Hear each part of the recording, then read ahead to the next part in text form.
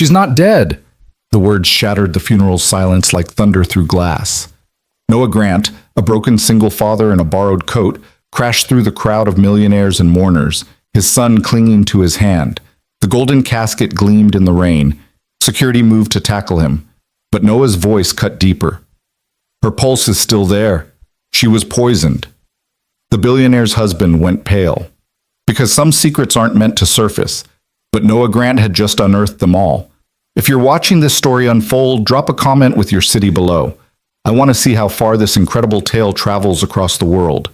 Stay until the end, because what happens next will leave you speechless. The rain that fell over Riverside Cemetery that October afternoon wasn't the dramatic kind you see in movies. No thunder, no lightning splitting the sky. It was soft and persistent, the kind that soaked into your bones without you noticing until you were already shivering. The kind that made everything look gray and final. Noah Grant stood at the cemetery gates, his worn work boots ankle-deep in mud, his son Eli's small hand gripping his own like a lifeline.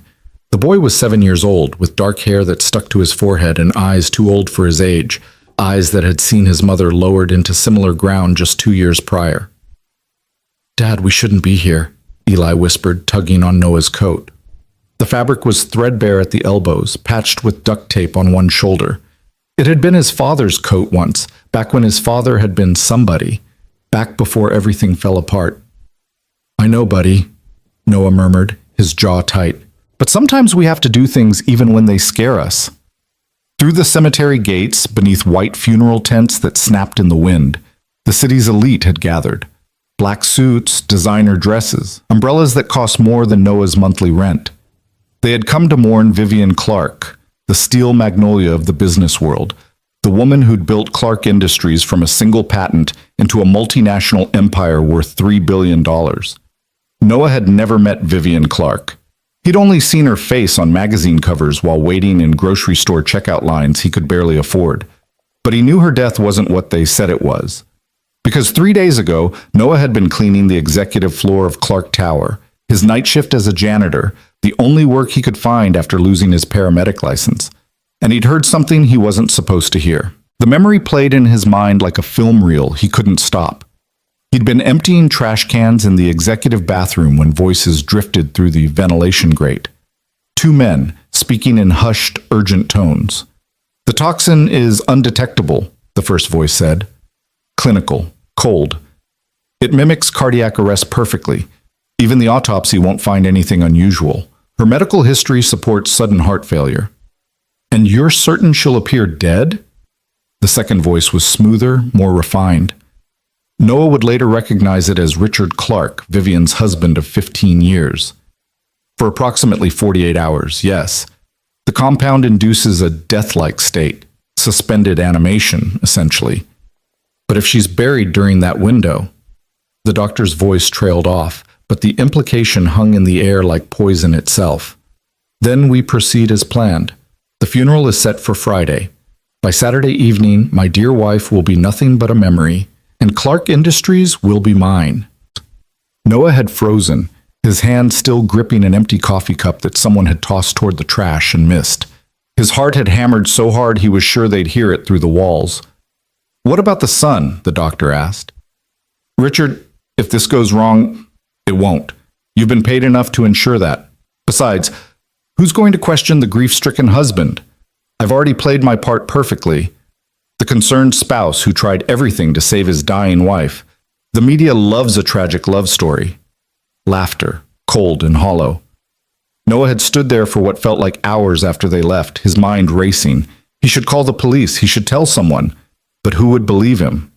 A disgraced former paramedic with a record of emotional instability after his wife's death? A janitor with barely $2 to his name? They'd laugh him out of the station. Or worse, they'd arrest him for harassment, for making false claims against one of the city's most powerful men. But he couldn't just do nothing. Because if he was right, if Vivian Clark was going to be buried alive, then in 48 hours a woman would wake up 6 feet under, screaming into satin and darkness until the air ran out. So now he stood at the cemetery gates, watching the funeral proceed, his former medical kit tucked under his coat. The kit he'd kept even after they'd taken his license. The kit that held one small vial of universal toxin neutralizer, an experimental compound he'd helped develop during his residency, before everything fell apart. Mr. Grant. Noah turned to find Father Matthews approaching, the elderly priest who'd presided over Sarah's funeral 2 years ago. The old man's face was lined with concern, his robes dark with rain. "Father," Noah said quietly, "I need to ask you something. Is there any way to stop a burial? Legally, I mean. If someone had reason to believe the deceased wasn't actually dead?"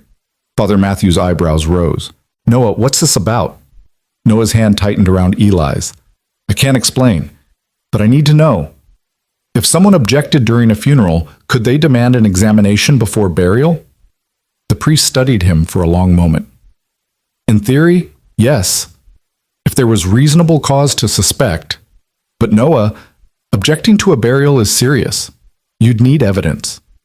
And if you're wrong..." He didn't finish, but his meaning was clear. "You'd be destroyed."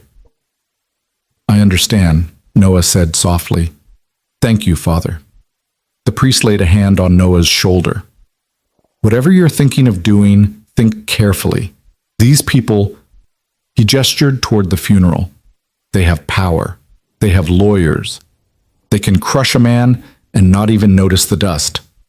"I know," Noah replied, "but some things are worth the dust." Father Matthews nodded slowly, then walked away, his robes trailing in the wet grass.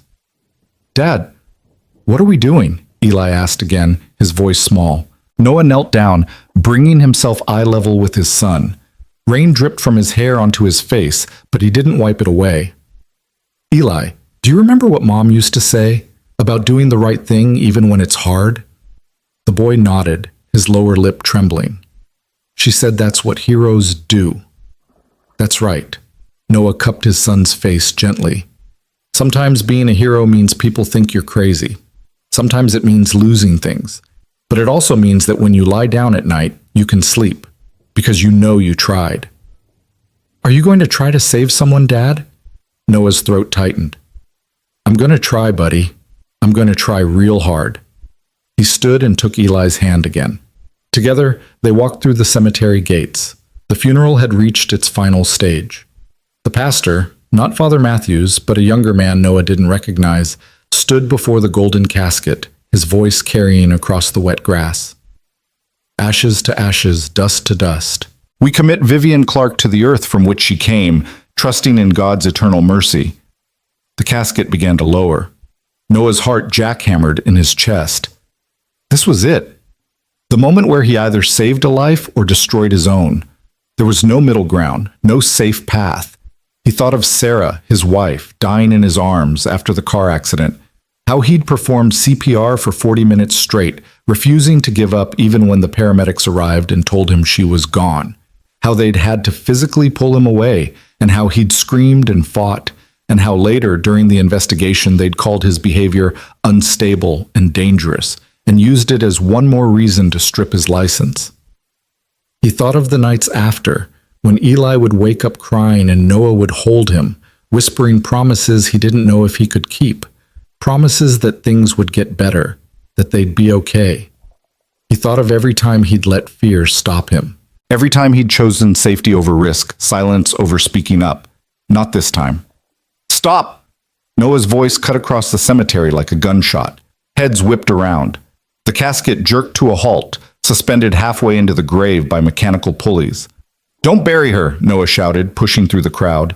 People stumbled aside, their faces registering shock, then disgust, as they took in his stained work pants, his patched coat, the desperation in his eyes.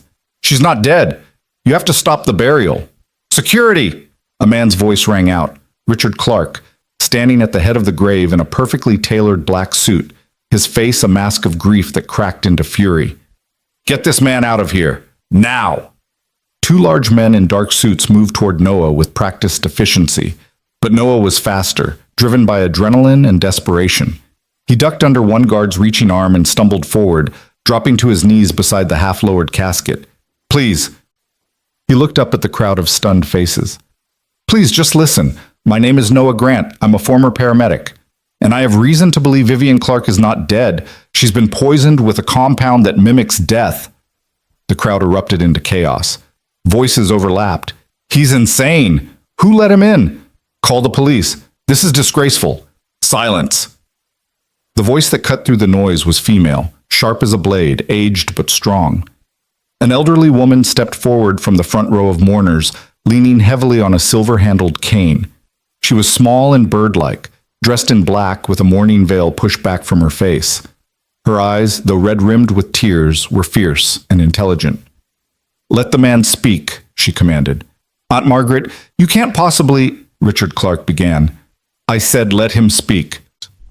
Margaret Clark. Noah recognized her now from business magazines. Vivian's aunt and the original founder of Clark Industries fixed her nephew-in-law with a glare that could freeze hell. "Vivian was my only niece. If there is even the slightest possibility that she lives, we will investigate it. The dead can wait. The living cannot." The security guards hesitated, looking to Richard for guidance. But Margaret's authority, even in her 80s, was absolute. She had built the company Vivian expanded. She was the matriarch, and in this moment, her word was law. Richard's jaw worked silently, rage simmering beneath his grief-stricken facade. But he nodded curtly. "Fine, let the lunatic have his minute. Then we bury my wife in peace." Margaret turned to Noah, who was still on his knees in the mud, his son now visible behind him, being held back by a kinder-looking guard. "Young man, you have 60 seconds. Use them wisely." Noah's hands shook as he reached for his medical kit, but his voice was steady. 3 days ago, I overheard a conversation in Clark Tower. A doctor and another man discussing a toxin, a compound that induces a death-like state for approximately 48 hours. The symptoms would be indistinguishable from cardiac arrest, but the victim remains alive in suspended animation until the compound wears off or is neutralized. "Preposterous," someone in the crowd muttered. "Tetrodotoxin," Noah continued, pulling out his old stethoscope with trembling fingers. "Used in certain cultural practices, incorrectly referred to as zombie poison in popular media. It's real. It's undetectable in standard toxicology screens, and it was used on Vivian Clark." Margaret's eyes narrowed. "And you're certain of this?" "I'm certain enough to stake everything I have on it," Noah said quietly, "which isn't much. But ma'am, your niece's funeral is exactly 42 hours after her declared time of death. That's not coincidence. Someone wanted her in the ground before she could wake up." A collective gasp rippled through the crowd. Margaret went very still, her knuckles white on her cane. Then she looked at Richard. 42 hours, is that true?" Richard's face had gone pale. "The funeral arrangements were made according to her wishes. Vivian wanted to be cremated," Margaret said softly, dangerously. "She told me so herself, many times. She was terrified of being buried alive. It was a phobia she'd had since childhood. So why, Richard, is my niece in a casket being lowered into the ground?" The silence that followed was deafening. Richard's mouth opened and closed. The doctor, Dr. Pemberton, said that given the circumstances, cremation wasn't advisable. "Legal reasons," he said. "Where is Dr. Pemberton?" Margaret demanded, looking around. "Why isn't he here?" No one answered. Because Dr. James Pemberton, Vivian's personal physician for 10 years, was notably absent from the funeral of his most prominent patient. Margaret turned back to Noah, something new in her eyes. Not quite belief, but no longer dismissal. "What do you need?" Noah had already pulled out the stethoscope. "Permission to examine her. Just a few minutes. If I'm wrong, I'll leave peacefully. You can bury her, and I'll accept whatever consequences come. But if I'm right," his voice broke slightly, "if I'm right, we're about to commit murder in front of 50 witnesses." The crowd shifted uneasily. Rain pattered on umbrellas in the silk-lined casket. Eli watched his father with wide, frightened eyes. Margaret lifted her chin. "Open it." "Aunt Margaret, you can't—" Richard stepped forward, but Margaret raised her cane, pointing it at his chest like a weapon. "Open the casket, or I'll have you removed from the cemetery, Richard. Your choice." For a moment, Noah thought Richard would fight. The man's face had gone from pale to flushed, his fists clenched at his sides. But then he stepped back, his voice tight. "This is madness, complete madness." Two funeral attendants moved forward, their movements slow and uncertain. They released the locks on the casket, and the golden lid rose with a whisper of expensive hinges. Noah forced himself to look. Vivian Clark lay in white silk, her hands folded over her chest. She was beautiful even in death, or apparent death. Her dark hair arranged perfectly, her face peaceful, her skin pale, but not gray. She wore a navy dress, simple and elegant, a string of pearls, no other jewelry. She looked dead. Perfectly, convincingly dead. For a horrible moment, Noah's certainty wavered. What if he was wrong? What if he'd misheard? What if his grief over Sarah, his desperation to save someone this time, had twisted his perception? Then he saw it. The smallest thing, barely perceptible, the hollow of her throat, where a pulse should be visible if you look closely enough. It moved. Once. Barely a flutter. She has a pulse, Noah breathed. Faint, but it's there. He placed the stethoscope against her chest, his hand surprisingly steady now that he was working, falling back into the medical training that had once been his entire identity. At first he heard nothing, just silence and the rain and his own heartbeat thundering in his ears. Then, there. So soft it was almost imperceptible. A heartbeat. One every 10 seconds. Barely sustaining life, but sustaining it nonetheless. Dear God, Noah whispered. She's alive. She's really alive. Margaret swayed, and someone caught her arm. The crowd pressed closer, a mix of horror and fascination on their faces. You're lying, Richard's voice cracked like a whip. This is a scam. He's trying to... Be quiet, Richard. Margaret's voice was ice. What does she need, young man? Noah was already pulling out the small vial from his kit. His hand shook as he uncapped it. This is a universal toxin neutralizer. Experimental but proven effective against suspended animation compounds.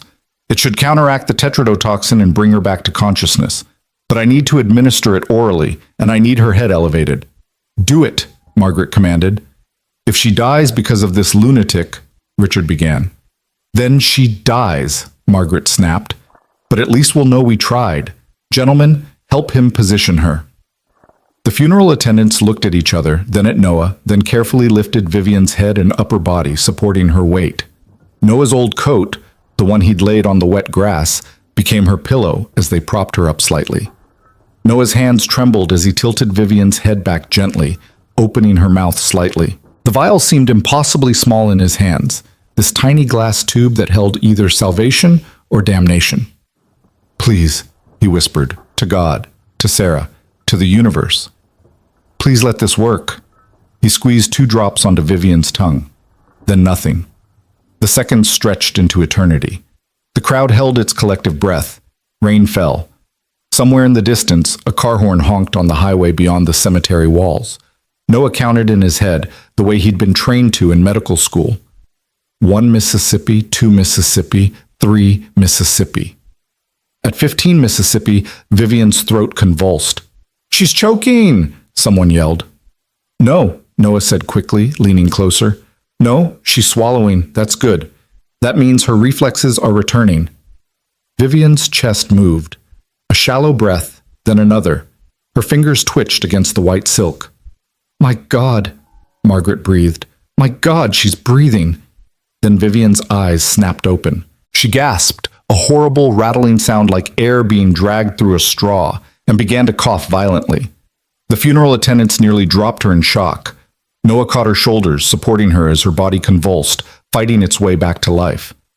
It's okay, he said softly, close to her ear. It's okay. You're okay. Just breathe, nice and slow. You're safe now. Vivian's eyes, dark and confused and terrified, found his. Her mouth moved, but no sound came out at first, just more coughing, more gasping. Her hands clutched at Noah's arms with surprising strength for someone who'd been dead moments ago. The crowd exploded into chaos, screaming, crying, people pulling out phones, someone shouting for an ambulance. Margaret collapsed into a chair, her face buried in her hands, her shoulders shaking with sobs. And through it all, Richard Clark stood frozen, his face a mask of absolute horror, because his perfectly planned murder had just failed in front of 50 witnesses. Water, Vivian croaked, her voice like gravel. Need Water. Someone thrust a bottle forward. Noah helped her drink, supporting her head as she took tiny, desperate sips. Easy, he murmured. Not too fast. Your system is still recovering. Vivian's eyes traveled from Noah to the casket she was still partially lying in, to the open grave beside it, to the crowd of stunned mourners. Her face went from confused to comprehending to enraged in the space of a heartbeat. "Richard," she gasped, her eyes finding her husband. Her voice was getting stronger now, fueled by fury. You tried to kill me." Richard's face crumpled. For just a moment, Noah saw genuine emotion there. But it wasn't remorse. It was rage. Pure, impotent rage at a plan gone wrong. "Darling, I don't know what—" Richard began, taking a step forward. "Don't." Vivian's voice cracked like thunder. "Don't you dare. I remember the wine at dinner. I remember you watching me drink it, telling me to finish it all. I remember falling asleep at the table and waking up." Her voice broke. "Waking up in darkness, unable to move, unable to scream, hearing voices around me but not being able to respond, feeling them prepare my body, dress me, watching through my own frozen eyes as they closed the casket lid." She began to sob, her whole body shaking. Noah kept supporting her, his heart breaking for her terror. "Call the police," Margaret said, her voice cold and hard as steel. "Now." Richard turned to run. He made it 3 steps before Eli Grant stuck out his leg. The billionaire hit the mud face first, his expensive suit ruined. Before he could rise, 2 of the largest mourners, men Noah recognized as Vivian's security team, had pinned him down.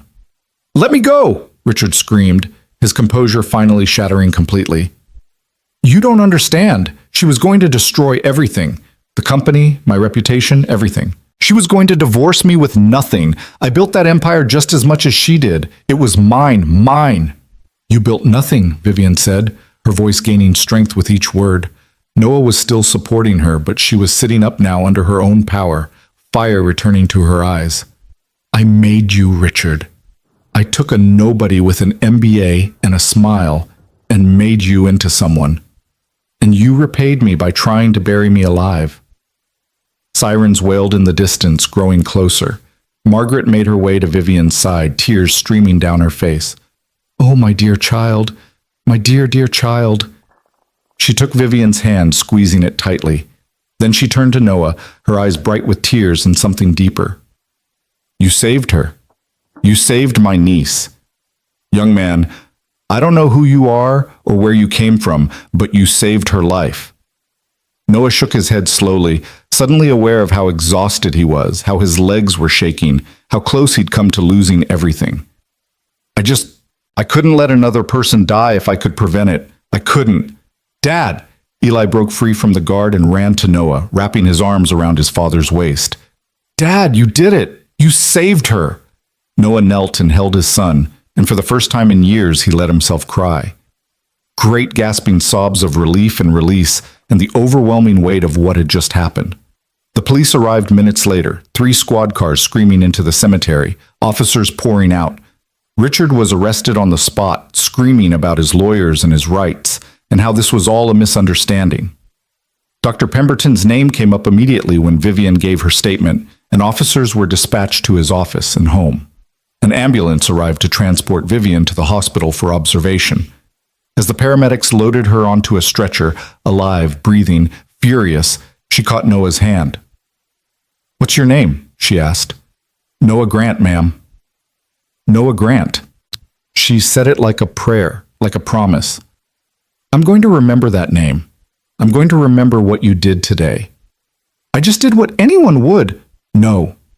Her grip tightened. "No, you didn't. You did what almost no one would. You risked everything, your reputation, your freedom, your safety, to save someone you didn't know. That's not ordinary. That's extraordinary." Then they took her away, the ambulance lights flashing red and blue against the gray sky. As the crowd dispersed, some people stopped to shake Noah's hand or pat his shoulder. Others avoided eye contact, perhaps ashamed that they dismissed him as a lunatic. Margaret stayed the longest, standing with Noah and Eli in the rain. "Where do you live, Mr. Grant?" she asked. "South Side," Noah answered. "The Riverside Apartments." Margaret's lips pressed into a thin line. She knew that building. Everyone in the city did.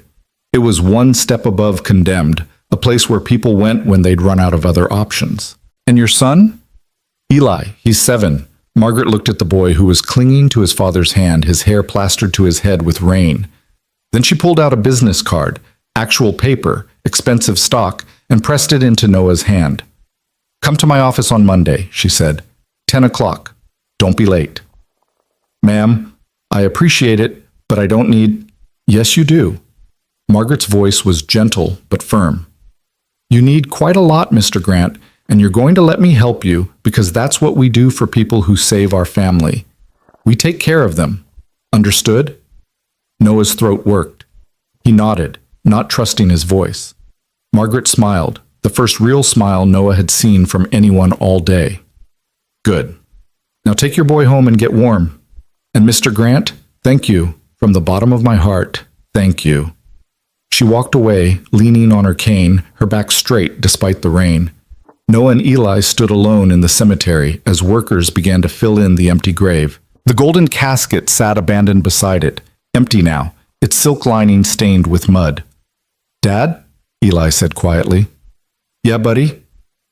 Is Miss Clark really going to be okay? Noah squeezed his son's hand. I think so. She's strong, and she's got people who love her. Like Mom was strong? Noah's chest tightened. Yeah, like Mom. But you couldn't save Mom. It wasn't an accusation, just a fact. Noah knelt in the mud one more time, not caring about his already ruined pants. No, buddy, I couldn't save Mom, and that's going to hurt for a long time, maybe forever. But you know what? Today, I saved someone else's mom, someone else's aunt, someone else's loved one, and that matters too. Eli thought about this for a moment, then nodded. Mom would be proud. Yeah, Noah whispered, pulling his son close. Yeah, I think she would be. They walked home through the rain, hand in hand, neither of them knowing that this was just the beginning, that the funeral Noah stopped would start a chain of events that would change both their lives forever, that the woman he saved would become the family they'd lost, that the risk he took would be repaid 1,000 times over. All Noah knew in that moment was that he'd done the right thing. He'd listened to his instincts. He'd stood up when everyone else sat down. He'd spoken when everyone else was silent. And for the first time since Sarah died, as he walked through the rain with his son's hand in his, Noah Grant felt like himself again. The apartment was exactly as they'd left it that morning, small, cold, and smelling faintly of mildew that no amount of cleaning could eliminate. Noah locked the door behind them, the chain rattling in its track, while Eli kicked off his muddy shoes and headed straight for the bathroom. The boy knew the routine by now. Wash up, change into dry clothes, pretend everything was normal.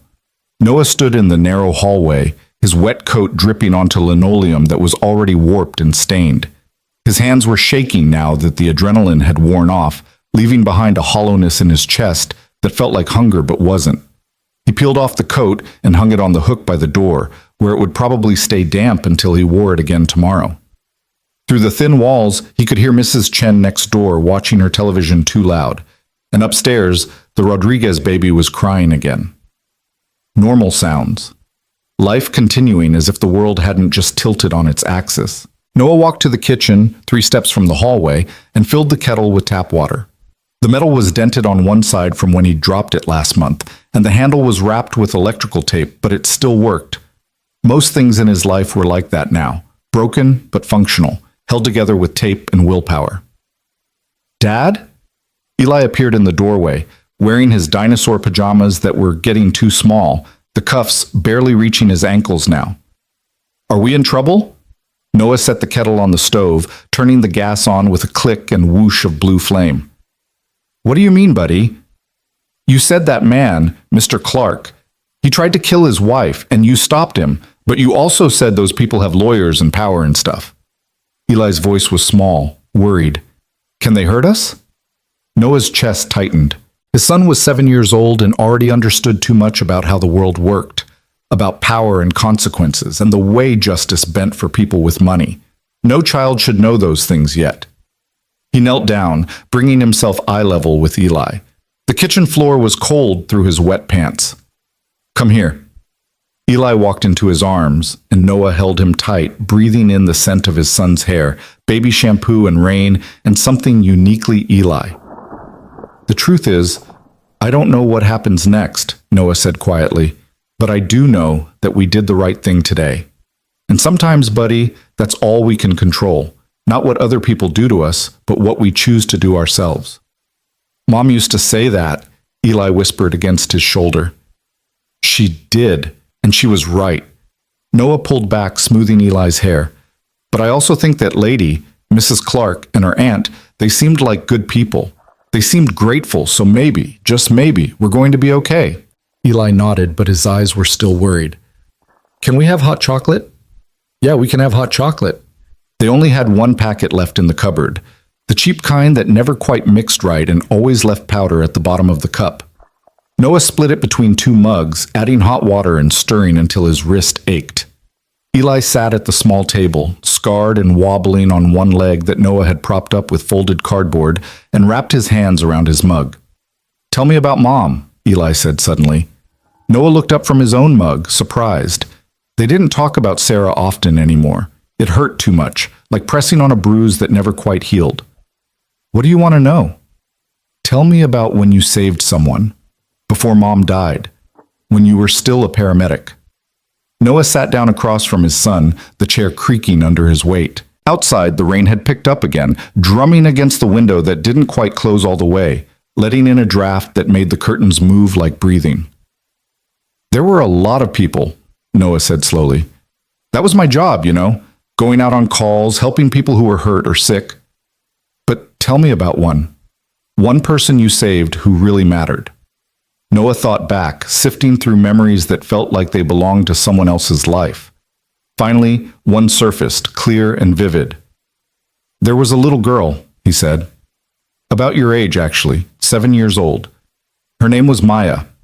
She had fallen through ice while skating on a pond.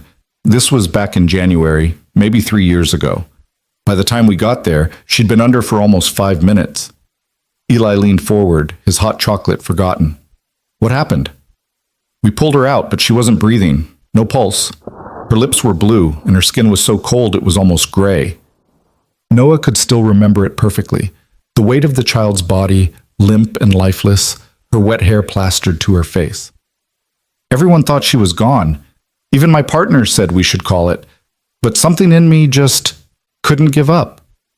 Like today, Eli said softly. Like today, Noah agreed. So I kept doing CPR. I kept breathing for her, kept pumping her chest, kept talking to her even though she couldn't hear me. And after 7 minutes, 7 minutes, Eli, which is forever in emergency medicine, she coughed. Water came out of her mouth, and she coughed, and then she was breathing on her own. You saved her. I saved her. Noah smiled, the memory warming him more than the hot chocolate. I saw her about a year later, actually, at the grocery store. She was with her mom, and she was laughing about something, just this normal, happy kid. Her mom recognized me and started crying right there in the cereal aisle. She said Maya was in 2nd grade and loved soccer and had just lost her first tooth. Did it make you feel good, saving her? Noah considered the question. It made me feel like I was doing what I was meant to do. Like all the training, all the hard work, all the times I came home exhausted and covered in other people's blood. It all meant something.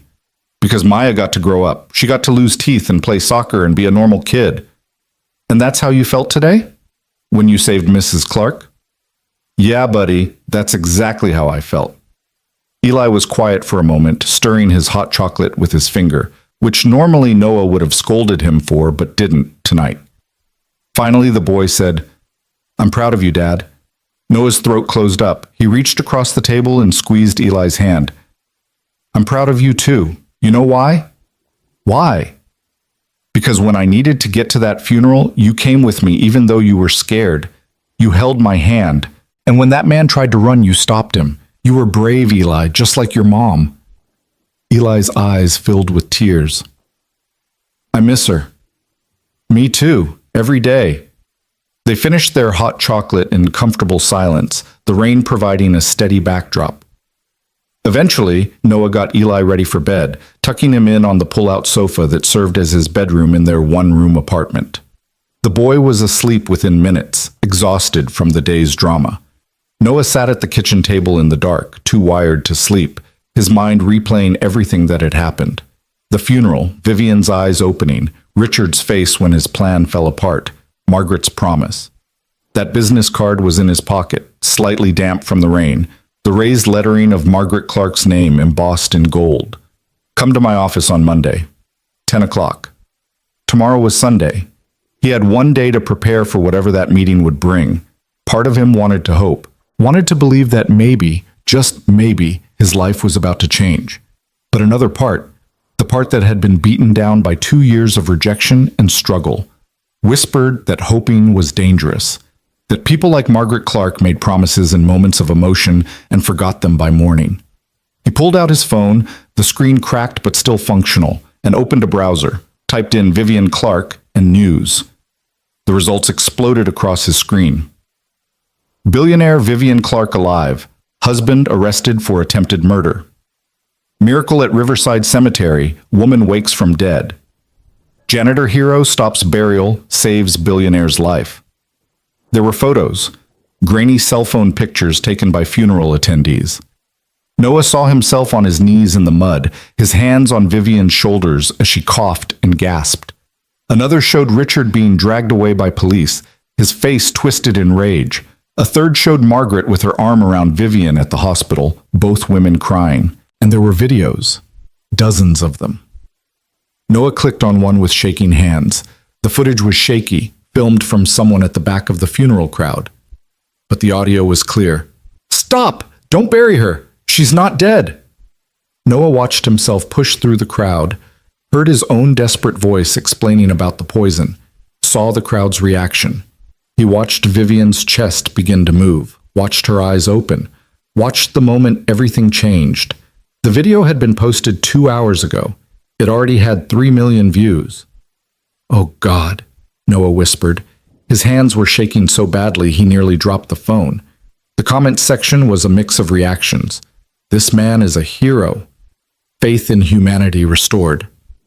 Why was a janitor the only one who noticed? The husband should get the death penalty. Someone start a GoFundMe for this guy. Noah closed the browser and set the phone down, his heart racing. He wasn't ready for this. For attention, for scrutiny, for people looking at his life and finding all the broken pieces he'd been trying to hide. He thought about going to Margaret's office on Monday, thought about whatever she wanted to offer him, and for the first time, he let himself consider that maybe accepting help wasn't weakness. Maybe it was just wisdom. Sleep came eventually, fitful and filled with dreams of caskets and rain and Sarah's voice calling his name from somewhere he couldn't reach. Sunday morning arrived gray and cold. Noah woke to Eli shaking his shoulder, the boy's face pressed close to his. Dad, there are people outside. Noah sat up, confused, his neck aching from sleeping in the kitchen chair. What? People. With cameras. They're in the parking lot. Noah stumbled to the window and pulled back the curtain. His stomach dropped. There were at least a dozen people in the apartment complex parking lot below, some with professional cameras, others just holding phones. A news van sat at the curb, satellite dish extended. As Noah watched, a woman in a red blazer gestured at his building while talking to a camera. How did they find us? Noah breathed. His phone, sitting on the table, began to ring. Unknown number. He declined it. Immediately it rang again. Another unknown number, then another. Dad, what's happening? Noah moved away from the window, his mind racing. Get dressed, buddy. Jeans and your good shirt. We're going out. But the people... Back door. We'll use the back stairs. While Eli changed, Noah threw on clean clothes. His only pair of jeans that didn't have holes, a button-down shirt that was slightly too big because he'd lost weight over the past year. He found his old wallet, mostly empty except for $11 in Sarah's photo. The business card went in his pocket. They made it down the back stairs without being spotted, emerging into the alley behind the apartment complex. Noah held Eli's hand as they walked quickly away from the building, keeping to side streets, avoiding the main roads where news vans might be cruising. Where are we going? Eli asked, nearly jogging to keep up with Noah's longer stride. Somewhere safe. Somewhere quiet. They ended up at St. Michael's Church, the small Catholic parish where Sarah's funeral had been held. Father Matthews was just finishing morning mass when they slipped into the back pew. The elderly priest noticed them immediately, and after the handful of congregants had left, he approached with concern in his eyes. "Noah, Eli, I saw the news." "Everyone saw the news," Noah said quietly. "Father, I need to ask you something. Is there somewhere we can stay just for today? The reporters found our apartment." Father Matthews didn't hesitate. "The rectory has a spare room. You're welcome to it. But Noah, you know this isn't going to go away, right? What you did, saving that woman, it's incredible. People want to hear your story." "I don't want to tell it. I just want to go back to normal." The priest sat down in the pew beside them, his robes rustling. "I understand, but sometimes God has different plans. Sometimes he puts us in positions we didn't ask for because we're the only ones who can handle them." "I can barely handle my own life right now," Noah said, his voice cracking slightly. "How am I supposed to handle this?" "You do what you did yesterday. You put one foot in front of the other. You do the next right thing." Father Matthews smiled gently. "And you accept help when it's offered. Pride is a sin, you know." "So I've heard." The priest stood, his knees cracking. "Come, let's get you both some breakfast. Mrs. Rodriguez made enough tamales to feed an army." The rectory was warm and smelled like coffee and cinnamon. Mrs. Rodriguez, the priest's housekeeper, not related to Noah's upstairs neighbors, fussed over Eli, piling his plate high with food while Noah sat at the kitchen table and tried not to think about what Monday would bring. His phone kept ringing. Noah finally turned it off. "You should check your messages, though," Father Matthews suggested, nursing his own coffee. "Some might be important." Reluctantly, Noah powered the phone back on and opened his voicemail. 53 new messages. He started listening, deleting most after the first few seconds. Reporters, podcasters, someone wanting him to sell his story. Then one made him pause.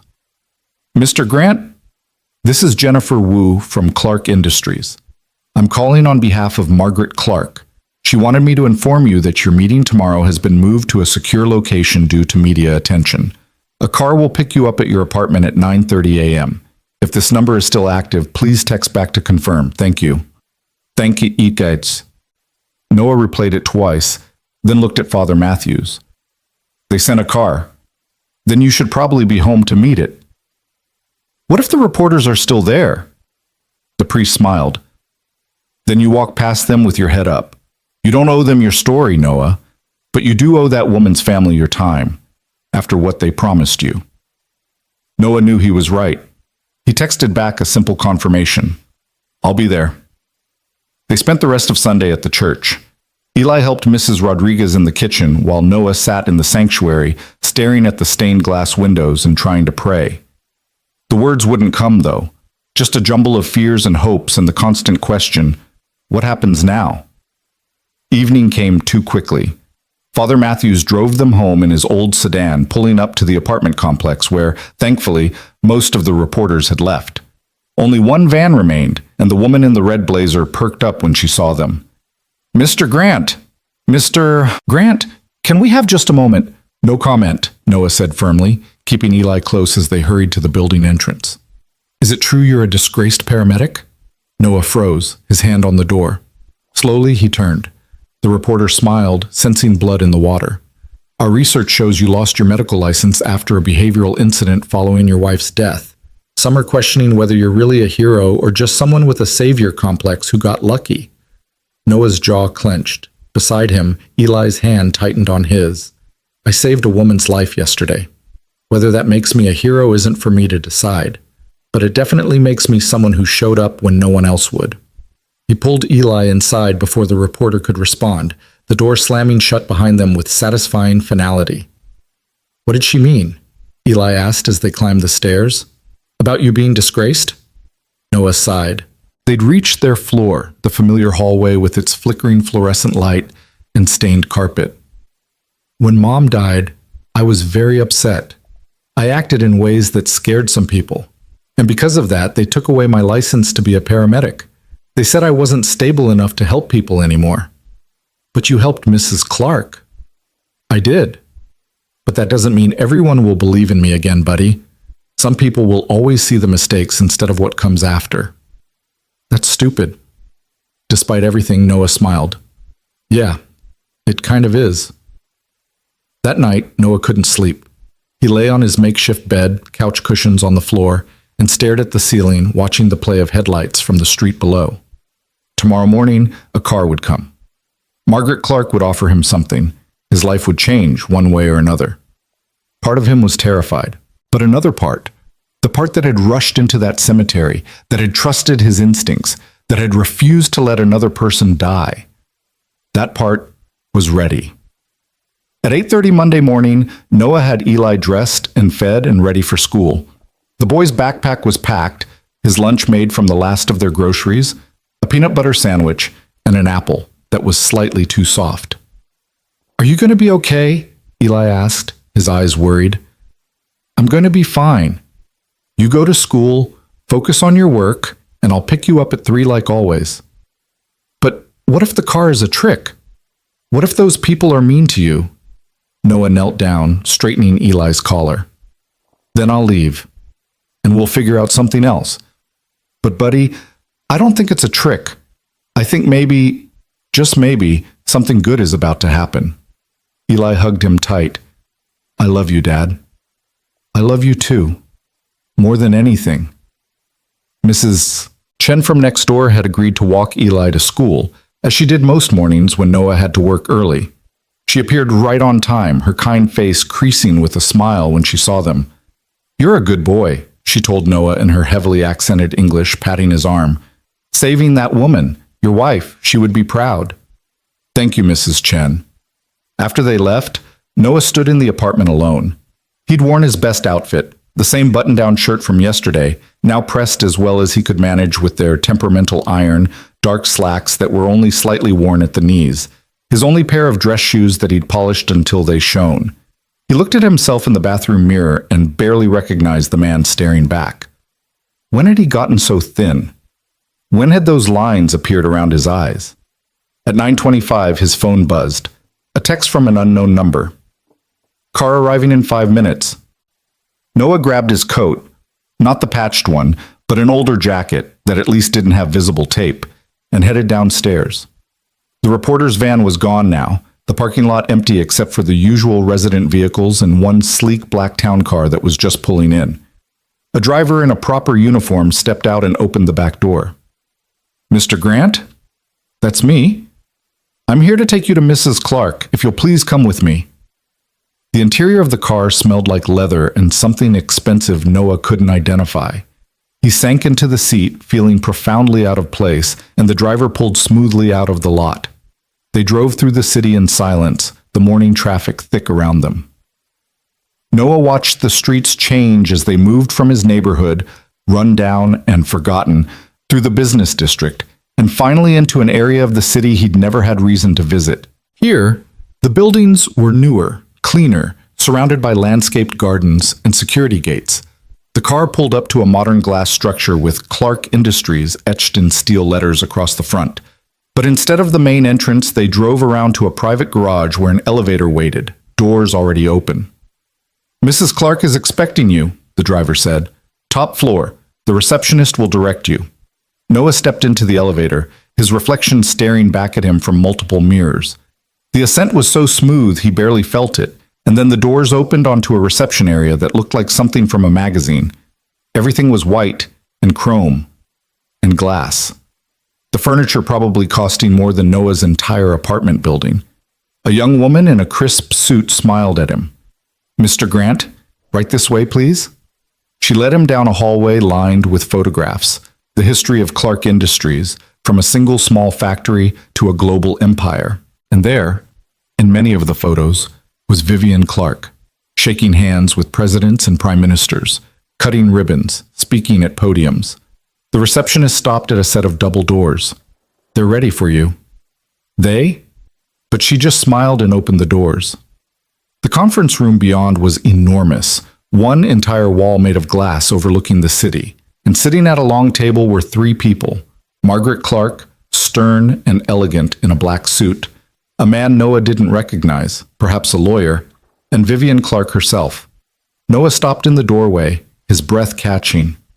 He'd seen Vivian wake up in a casket, had watched her cough and gasp back to life, but he hadn't really looked at her. Now, in the clear morning light, he could see her properly. She was probably in her early 50s, her dark hair shot through with gray she didn't bother to hide, her face strong rather than beautiful, her eyes sharp with intelligence. She wore a simple gray dress and pearls, and she was alive, breathing, watching him with an expression Noah couldn't quite read. "Mr. Grant," Margaret said, standing. "Please, come in. Sit down." Noah walked forward on legs that felt unsteady and took the seat they indicated across from the three of them.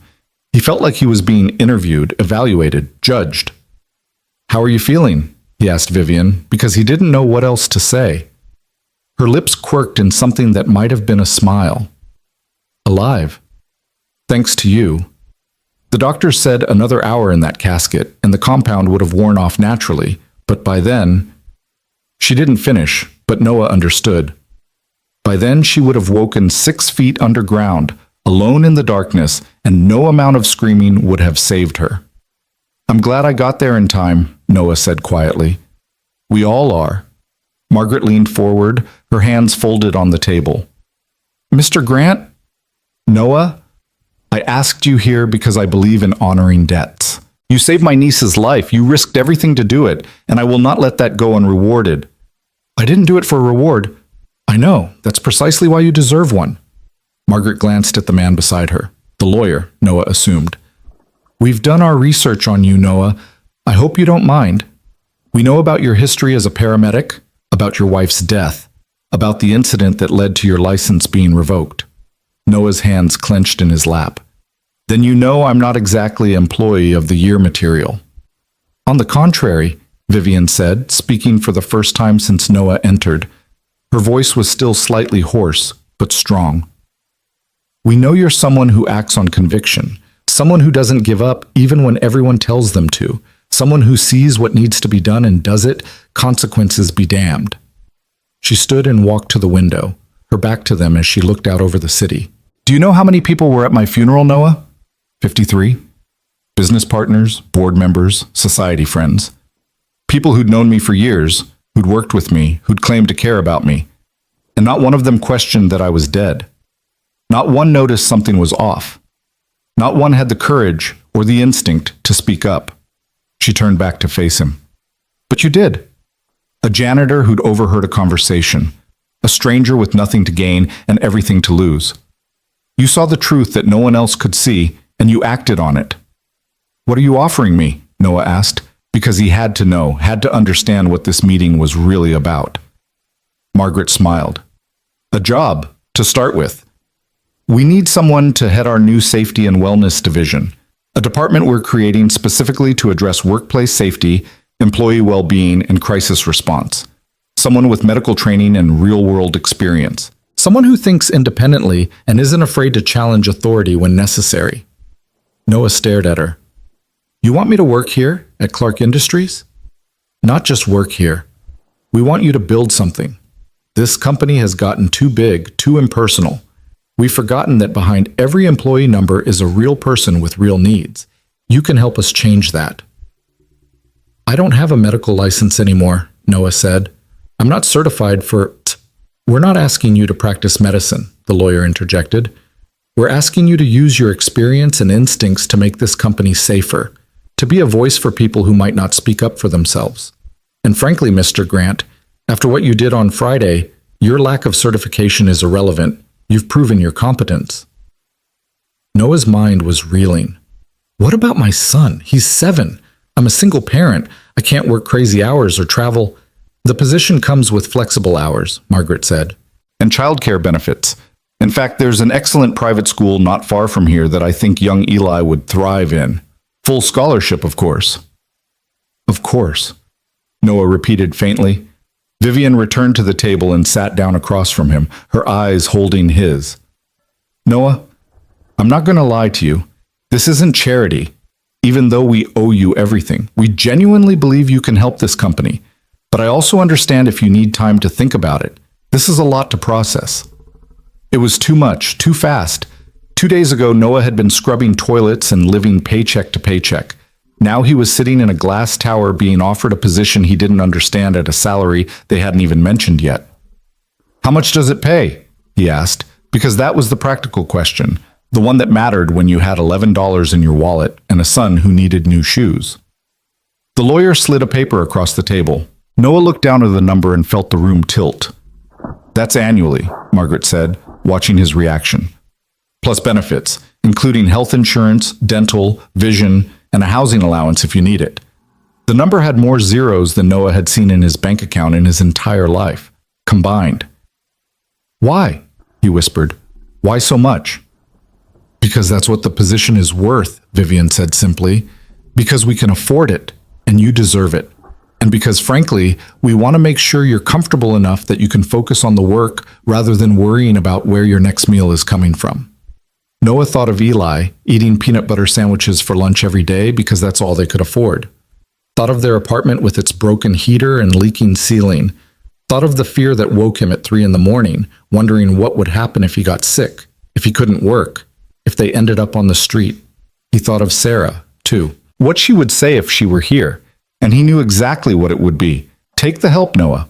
Let someone catch you for once. You've been falling for so long. "I have conditions," he said, his voice steadier now. Margaret raised an eyebrow. "Go on." "I need time to be a father. School events, sick days, everything. Eli comes first, always." "Agreed," Vivian said immediately. "And I need to know I'm actually doing something meaningful. Not just being parked in an office because you feel guilty. I need real work, real purpose." "You'll have it," Margaret promised. "In fact, I think you'll find yourself busier than you'd like." "And one more thing," Noah took a breath. "I want the chance to reapply for my paramedic license. I know that's not something you can control, but if this company has any influence with the medical board, I want help fighting to get it back. Not because I need it for this job, but because it was taken from me unfairly. And I want to prove that I'm not the broken man they said I was." The three of them exchanged glances. Then Vivian nodded. "We have lawyers, good ones. If you want to appeal the board's decision, we'll back you fully.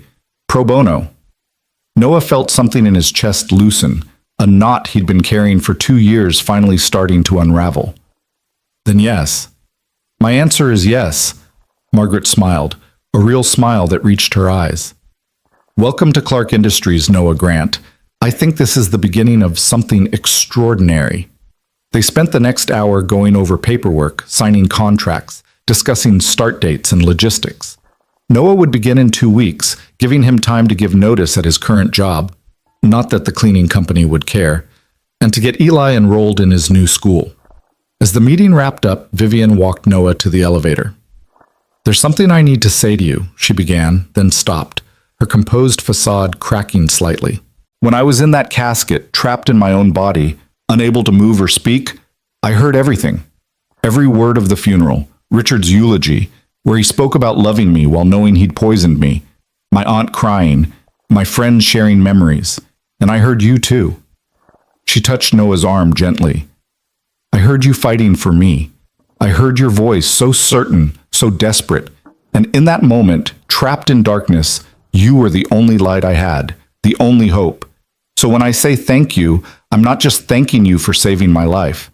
I'm thanking you for refusing to let me die alone and forgotten, for seeing me when no one else did." Noah's throat was tight. "You don't have to thank me." "Yes, I do. Because heroes should be acknowledged, and Noah, you're a hero. Don't let anyone tell you differently." The elevator arrived, and Noah stepped inside. As the doors began to close, Vivian called out, "Bring Eli by sometime. I'd like to meet the boy who raised such a remarkable father." "Oh." Then the doors closed, and Noah was descending, back down to the garage, back to the waiting car, back to his life that was no longer quite his old life, and not yet his new one. The driver took him home. Noah sat in the back seat, staring at the contract in his hands, at the salary figure that still didn't seem real. In 2 weeks, he would start a new job. Eli would start a new school. They would move out of that apartment with its mildew and broken heater. Everything was changing. The thought was terrifying and exhilarating in equal measure. When the car pulled up to his building, Noah thanked the driver and stepped out into the cool morning air. He had hours before he needed to pick up Eli from school. Hours to process everything that had just happened. He went upstairs, unlocked the apartment door, and stood in the middle of their small room. Soon, this would just be a memory. A chapter closed. Noah pulled out his phone and dialed a number he'd saved 2 years ago but never called. It rang 4 times before someone picked up. Peterson and Associates, how may I help you? Hi, Noah said. My name is Noah Grant, and I'd like to speak to someone about appealing a medical board decision. I understand Clark Industries has an account with your firm. There was a pause, then, Yes, Mr. Grant. We've been expecting your call. Let me transfer you to Mr. Peterson directly. As the hold music played, Noah looked around the apartment one last time as it was now, small and cold and barely sufficient. But it had kept them safe. It had been enough. Sometimes enough was all you needed until better came along. And better, it seemed, had finally arrived. The phone call with Mr. Peterson lasted 47 minutes. By the end of it, Noah had an appointment scheduled for Thursday to review his case, and the lawyer had assured him that with Clark Industries' backing, his chances of getting his license reinstated were extremely favorable. Those were the exact words Peterson had used, his voice smooth and confident in a way that made Noah want to believe him. After hanging up, Noah sat on the edge of the kitchen chair and let himself feel it, not just the hope, but the fear that came with it. Because hope was dangerous. Hope made you vulnerable. Hope meant that when things fell apart, and they always seemed to fall apart, the crash hurt worse than if you'd never climbed at all. But Sarah's voice echoed in his memory, clear as if she were standing beside him. Noah, stop protecting yourself from disappointment and start letting yourself dream again. You can't live in the wreckage forever. She'd said that to him once, years ago, when he'd been afraid to apply for the advanced paramedic training program. Afraid he wasn't good enough, afraid he'd fail, afraid of 1,000 things that never actually happened. She'd pushed him to apply anyway, and he'd gotten in, and those 2 years of training had been some of the best of his life. Maybe it was time to listen to her wisdom again. Noah glanced at the clock. 12:30. He had 2.5 hours before school pickup, enough time to do something he'd been putting off for months. He found the box under his makeshift bed, buried beneath old blankets and shoes that didn't fit anymore.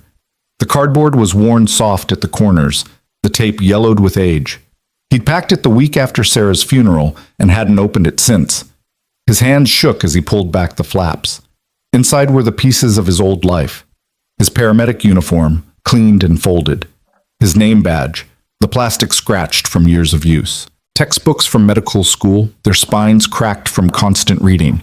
Certificates of completion for various trainings.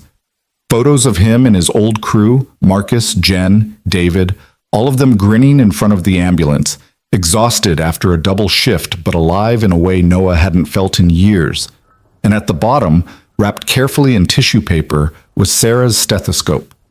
She'd been a nurse, had worked in the pediatric ICU, and her stethoscope had been her most prized possession. Bright purple with tiny stars on it, chosen specifically to make the children smile when she listened to their hearts. Noah lifted it out, the weight familiar in his hands. He pressed it to his chest, over his own heart, and listened. The steady thump, thump, thump, thump, still beating, still fighting. I'm trying, Sarah, he whispered to the empty apartment. I'm really trying. He carefully repacked everything except the stethoscope, which he placed on the kitchen counter where he could see it. A reminder, a promise. Then he did something he hadn't done in months. He cleaned.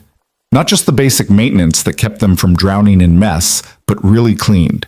He scrubbed the kitchen counter until it shone, washed the windows until they were clear, organized their few possessions into neat arrangements. He threw out clothes that were beyond repair, made a list of things they'd need for the new apartment, whenever that happened. And by the time he finished, the place looked almost decent. It was still small and cold and imperfect, but it was cleaner. And somehow, that felt like progress. At 2:45, Noah walked to Riverside Elementary to pick up Eli. The school was a 10-minute walk from their apartment, a squat brick building with a chain-link fence and a playground that had seen better days. Noah stood with the other parents at the gate, most of them mothers who clutched coffee cups and chatted about things he never quite caught the thread of. He saw Mrs. Martinez, Eli's teacher, before she saw him. She was young, maybe late 20s, with kind eyes and infinite patience. She'd been good to Eli this year, understanding when he struggled to focus, gentle when he got upset about things other kids shrugged off. "Mr. Grant," she called, waving him over. "Can I speak with you for a moment?" Noah's stomach tightened. Those words never meant anything good. Of course. She led him a few steps away from the other parents, her expression concerned but not unkind. "I wanted to let you know that Eli had a rough day today. During reading time, some of the other students were talking about the news, about you and Mrs. Clark. One of them said something about you being famous, and another child said their parents called you a wannabe hero." Eli got very upset. Noah's hands clenched into fists. "Did he say anything? Do anything?" "He cried," Mrs. Martinez said softly. "Just sat at his desk and cried quietly. When I asked him what was wrong, he said he was worried that people were going to hurt you because you did something good." "Mr. Grant, I don't know all the details of what happened this weekend, but I can see it's affecting Eli. He's carrying adult worries that he shouldn't have to carry." "I know," Noah said, his voice rough. "I'm working on it. Things are going to change soon. Better school, better situation. I'm trying to give him better." Mrs. Martinez touched his arm gently. "You're a good father, I can see that. But make sure in trying to give him better circumstances, you don't forget to just be present. That's what he needs most." The bell rang before Noah could respond, and then Eli was there, his backpack dragging on the ground, his face blotchy from crying. He saw Noah and ran, wrapping his arms around his father's waist with such force that Noah stumbled back a step. "Hey, buddy," Noah murmured, stroking Eli's hair. "Rough day." Eli nodded against his chest, but didn't speak. Noah thanked Mrs. Martinez and guided his son away from the school, away from the other parents and their curious stares. They didn't go straight home. Instead, Noah led them to the small park 3 blocks over. Just a few swings and a slide, the paint peeling and the chains rusty, but it was empty this time of day. They sat on the swings, neither of them pumping their legs, just sitting in the cooling afternoon air. "Want to talk about it?" Noah asked finally. Eli kicked at the dirt beneath his swing. "Tommy Baker said his dad said you're just a janitor who got lucky, that you probably made the whole thing up for attention." Noah's jaw clenched, but he kept his voice calm. "And what do you think?" "I think Tommy Baker's dad is stupid." Eli's voice was fierce, almost angry. "I was there, Dad. I saw you save her. I saw you be brave when everyone else was scared." "That's right, you did." "So Tommy Baker's dad's opinion doesn't really matter, does it?" "But other people believe him. I heard Mrs. Jensen at drop-off this morning telling another mom that you probably have issues. She said it like you're broken." There it was. The thing Noah had been afraid of. The shadow that followed him everywhere. His past, his supposed instability, the reputation he couldn't seem to escape no matter how hard he tried. "Eli, look at me." Noah waited until his son's eyes met his. "I am broken. In some ways. Losing your mom broke something in me that I don't know if I can ever fully fix. But being broken doesn't mean being useless. Sometimes the broken places are what let the light in. And yeah, I made mistakes. Big ones. I scared people when I was hurting, and I lost my job because of it. But I'm still here. I'm still fighting. And I saved a woman's life because I trusted myself even when no one else did. So being broken is okay. Being broken is human. What matters is what you do with the broken pieces. Do you hide them and pretend everything's fine? Or do you pick them up and build something new?" Eli thought about this, his swing swaying slightly in the breeze. "What are you building?" Noah smiled, thinking of the contract in his pocket, the lawyer's appointment, the new school, all of it. "I'm building us a better life, buddy, starting now." "How?" "Remember Mrs. Clark, the lady I saved? She offered me a job, a real job with good pay and benefits. You're going to go to a new school, a better one. We're going to move to a better apartment. Things are going to change." Eli's eyes widened. "Really? When?" "Soon. 2 weeks until I start the new job. We can start looking at apartments this weekend." Noah hesitated, then added, I know change is scary, but this is good change. I promise. Will the new school have kids who think you're a hero? The new school will have kids who don't know anything about me except that I'm your dad, and that's all they need to know. They stayed at the park until the sun started to sink, painting the sky orange and pink.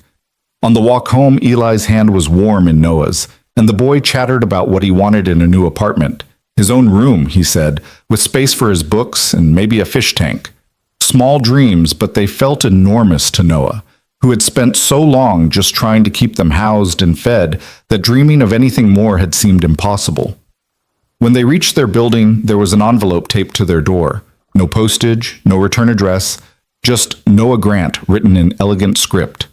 Inside was a handwritten note on thick, expensive paper. Noah, thank you again for everything. I wanted you to have this before you start your new position. Consider it a signing bonus and a token of gratitude from someone whose life you saved. Use it for whatever you and Eli need. You've earned it. Vivian. Beneath the note was a check. Noah stared at the amount, his vision blurring slightly. $50,000. Dad, what is it? Eli asked, trying to peer over his arm. Noah carefully folded the check and note, his hands shaking. It's a gift. A very generous gift. How much? Enough to change everything, buddy. More than enough. That night after Eli was asleep, Noah sat at the kitchen table with his laptop, ancient and held together with more hope than hardware, and started searching for apartments. Not in their current neighborhood, but in better areas.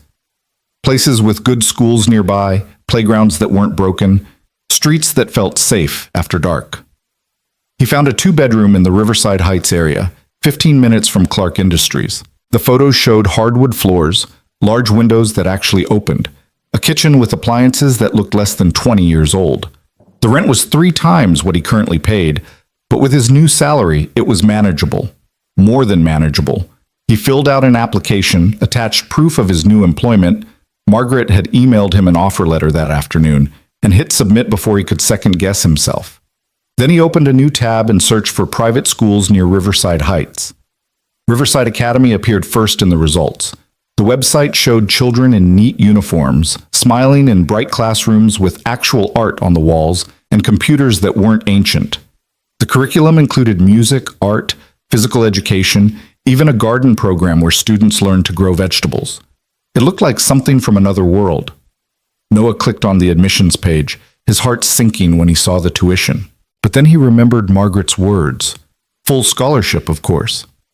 He sent an email to the admissions office mentioning Margaret Clark's name, feeling slightly guilty for using her influence, but knowing it was what she'd intended, and asking about enrollment procedures for Eli. The response came within 20 minutes, even though it was nearly 9 at night. They'd be delighted to meet with Eli, the director wrote. Could they come in Friday morning for a tour and assessment? Noah stared at the email, reading it 3 times to make sure it was real. Then he typed back, "Yes, thank you. We'll be there." Thursday arrived too quickly. Noah had taken the day off from his janitorial job. Not that his supervisor cared, they barely noticed when he was there, and dressed in his best clothes again. The meeting with Mr. Peterson was at 10. The law office of Peterson and Associates occupied the 23rd floor of a downtown high-rise. All polished wood and leather chairs and the kind of quiet that only money could buy. Noah felt out of place immediately, his shoes squeaking slightly on the marble floor. But the receptionist greeted him warmly, and within minutes he was ushered into Mr. Peterson's office. The lawyer was in his 50s, silver-haired and sharp-eyed, with the kind of confidence that came from winning more cases than he lost. He shook Noah's hand firmly and gestured for him to sit. "Mr. Grant, I've reviewed your case file. The medical board sent it over yesterday. I have to say, what happened to you was unconscionable." Noah blinked. "I'm sorry?" Peterson opened a folder on his desk, his expression darkening as he read. "You lost your license because of behavioral concerns stemming from your response to your wife's death. Specifically, you were deemed emotionally unstable because you performed CPR on your wife for over 40 minutes, refused to accept that she had died, and became agitated when other paramedics attempted to take over." He looked up. "Is that accurate?" "Yes," Noah said quietly. "I couldn't let her go. I kept thinking if I just tried harder, longer, she'd come back. And when they pulled me away, I fought them, physically fought them. They had to restrain me. Because your wife had just died in your arms, Peterson said, his voice hard. Because you were in shock and grief. Any reasonable person would have been distraught. But instead of offering you counseling or leave or support, the department launched an investigation. They brought up every minor complaint ever filed against you. Times you were short with dispatch, times you questioned a supervisor's decision, times you went against protocol to save someone. He tapped the file. This isn't a record of instability, Mr. Grant. This is a record of someone who cared too much in a system that prefers people who care just enough. Noah's throat was tight. Can you fix it? I can get your license reinstated, yes. It'll take time, maybe 6 months, maybe a year. We'll need character witnesses, evidence of your continued competence, psychiatric evaluation to prove you're stable. Peterson leaned back in his chair. But Mr. Grant, I want you to understand something. Once we start this process, your life is going to be under scrutiny. Every decision you've made since your wife's death, every job you've lost or kept, every moment of your life with your son, it's all going to be examined. The board won't make this easy. I know, Noah said, but I need to do it anyway. Not because I need the license for my new job, because I need to prove to myself, to Eli, to everyone, that I'm not the broken man they said I was. Peterson smiled, a real smile that reached his eyes. Then let's prove them wrong. I'll file the appeal paperwork today. We'll schedule your psychiatric evaluation for next week. And Mr. Grant, I've been doing this for 30 years. I can tell when someone's genuinely unstable and when they're just genuinely human. You're the latter. We're going to win this. The meeting lasted another hour, going over details and timelines and what Noah should expect. When he finally left the office, his head was spinning, but his heart was lighter than it had been in years. He had the rest of the afternoon free before picking up Eli, so he did something impulsive. He went to a phone store and bought a new phone. Not top of the line, but functional, with a screen that wasn't cracked and a battery that lasted more than 2 hours. He transferred his number and contacts, then called Eli's school to update their emergency information. Then he walked to a men's clothing store. Not an expensive one, just a regular chain store in a strip mall, and bought himself 2 new shirts, a pair of slacks, and dress shoes that didn't squeak. The total made him wince, but he had Vivian's check deposited now, and he could afford it.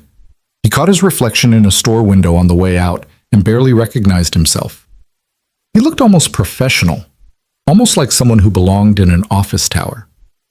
Friday morning, Noah and Eli stood outside Riverside Academy, both of them wearing their best clothes and matching nervous expressions. The building was beautiful, red brick with white columns surrounded by trees that were just starting to turn autumn colors. Children laughed in the playground behind an iron fence, their voices bright and unselfconscious. "It's fancy," Eli whispered, gripping Noah's hand. "It is," Noah agreed. "But fancy doesn't mean better people, remember, just better resources. You're smart and kind, and that matters more than anything else."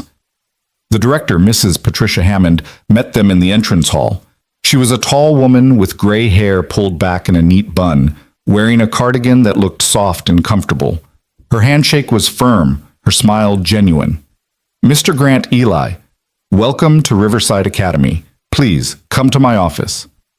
They followed her through hallways lined with student artwork and awards, past classrooms where children sat in small groups rather than rows, where teachers moved between desks helping individually rather than lecturing from the front. Everything felt different from Eli's current school, calmer, more intentional. In Mrs. Hammond's office, they sat in comfortable chairs while she pulled out Eli's file, already surprisingly thick. "I spoke with Mrs. Clark," she began, looking at Noah over her reading glasses. "She speaks very highly of you. And what you did last Friday, saving Mrs. Vivian Clark, well, that was remarkable. But I want to be clear, Mr. Grant, we're not admitting Eli because of what you did. We're admitting him because we believe he'll thrive here." "I understand," Noah said. "Good." She turned to Eli, her expression softening. "Now, young man, tell me about yourself. What do you like to do?" Eli glanced at Noah for reassurance, then said quietly, "I like to read, and I like science, and I want to be a doctor someday, like my mom was going to be. Your mother wanted to be a doctor? She was a nurse, Eli said, but she was going to go back to school before she died. Mrs. Hammond's expression gentled further. I'm sorry for your loss. Losing a parent is incredibly difficult. She paused, then added, You know, we have a wonderful science program here, and we partner with the Children's Hospital downtown for a junior volunteer program. Students in 4th grade and up can go once a month and learn about different medical careers.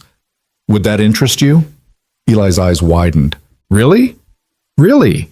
Of course you'd need to keep your grades up and follow all our behavioral expectations, but I think you'd do wonderfully.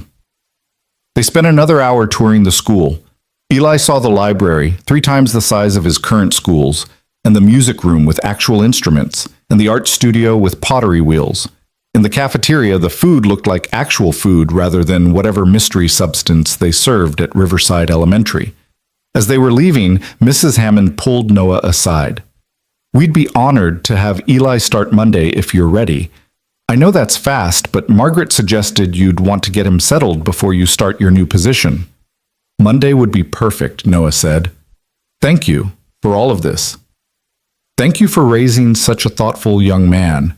And Mr. Grant, what you did last week, standing up when no one else would, trusting your instincts, saving a life, that's exactly the kind of courage we try to teach our students. Eli is lucky to have you as an example. On the walk back to their apartment, Eli couldn't stop talking about the school, about the science program, about the library, about everything. Noah listened, his heart full in a way it hadn't been since Sarah died. That weekend, they packed their entire apartment into boxes. It didn't take long, they didn't own much. But each item Noah wrapped in newspaper felt significant. Sarah's books, Eli's baby clothes that Noah couldn't quite bring himself to donate, the mixing bowls Sarah had used to make cookies every Sunday, pieces of a life they'd had, pieces they were carrying into whatever came next. On Sunday afternoon, the new apartment's leasing office called. They'd been approved, and they could move in immediately if they wanted. We want, Noah said. Father Matthews provided a truck, or rather, organized 3 men from the parish to help move, which took exactly 1 trip because they owned so little. By Sunday evening, Noah and Eli stood in their new apartment with its hardwood floors and working appliances and 2 bedrooms, 2 actual bedrooms, with doors that closed and windows that opened. Eli ran from room to room, his footsteps echoing in the empty space. Dad! Dad! I have my own room, with a closet! It was safe. It was the beginning of something new. We made it, Sarah, he whispered to the empty apartment. We actually made it. Monday morning arrived crisp and cool, autumn asserting itself after a long summer. Noah woke early, made breakfast in their new kitchen, just cereal and toast, but somehow it tasted better here, and got Eli ready for his first day at Riverside Academy. The boy looked sharp in his new uniform, navy pants, white polo shirt, a sweater vest that Noah had bought over the weekend. His backpack was new too, with actual padding on the straps and compartments that zipped properly. How do I look? Eli asked, standing nervously by the door. Like someone who's going places, Noah said, his voice thick with emotion.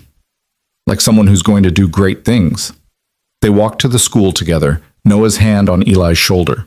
Other parents were dropping off their children, most arriving in cars much nicer than any Noah had ever owned.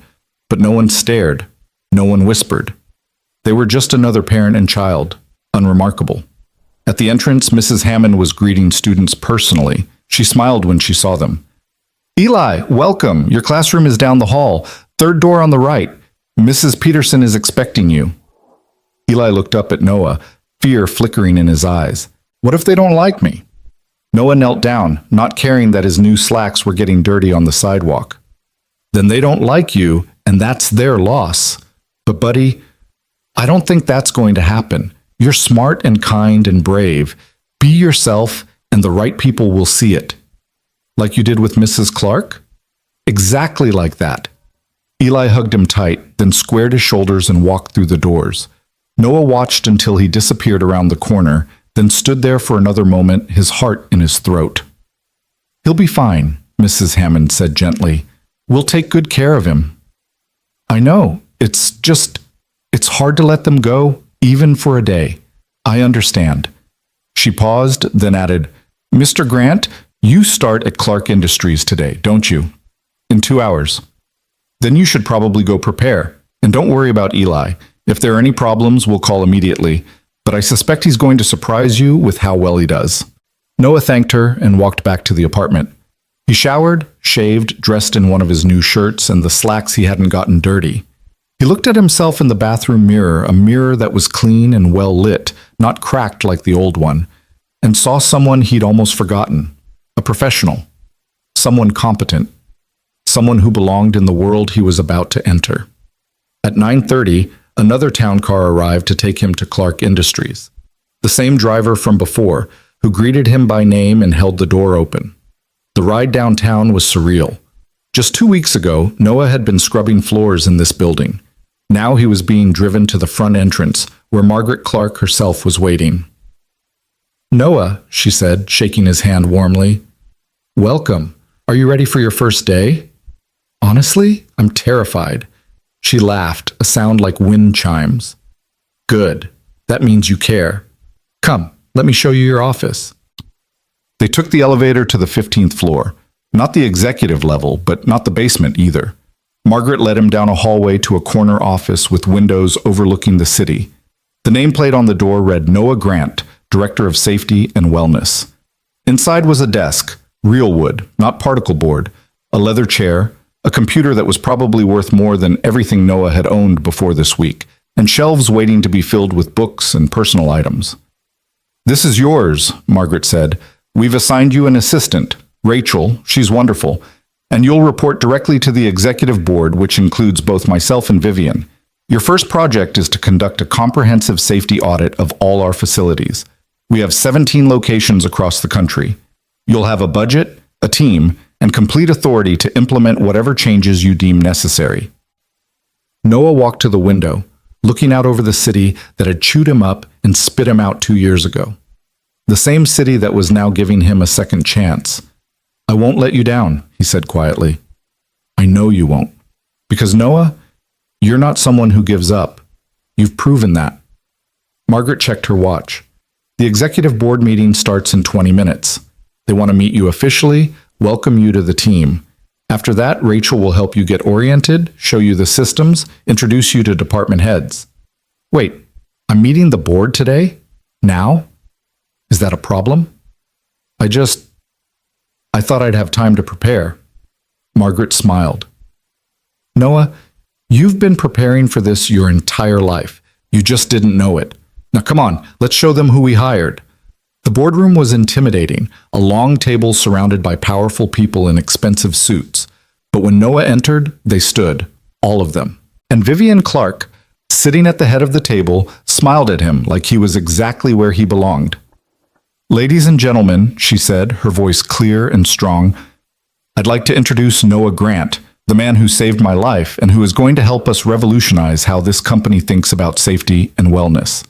Noah, welcome to Clark Industries. We're honored to have you. The board members applauded.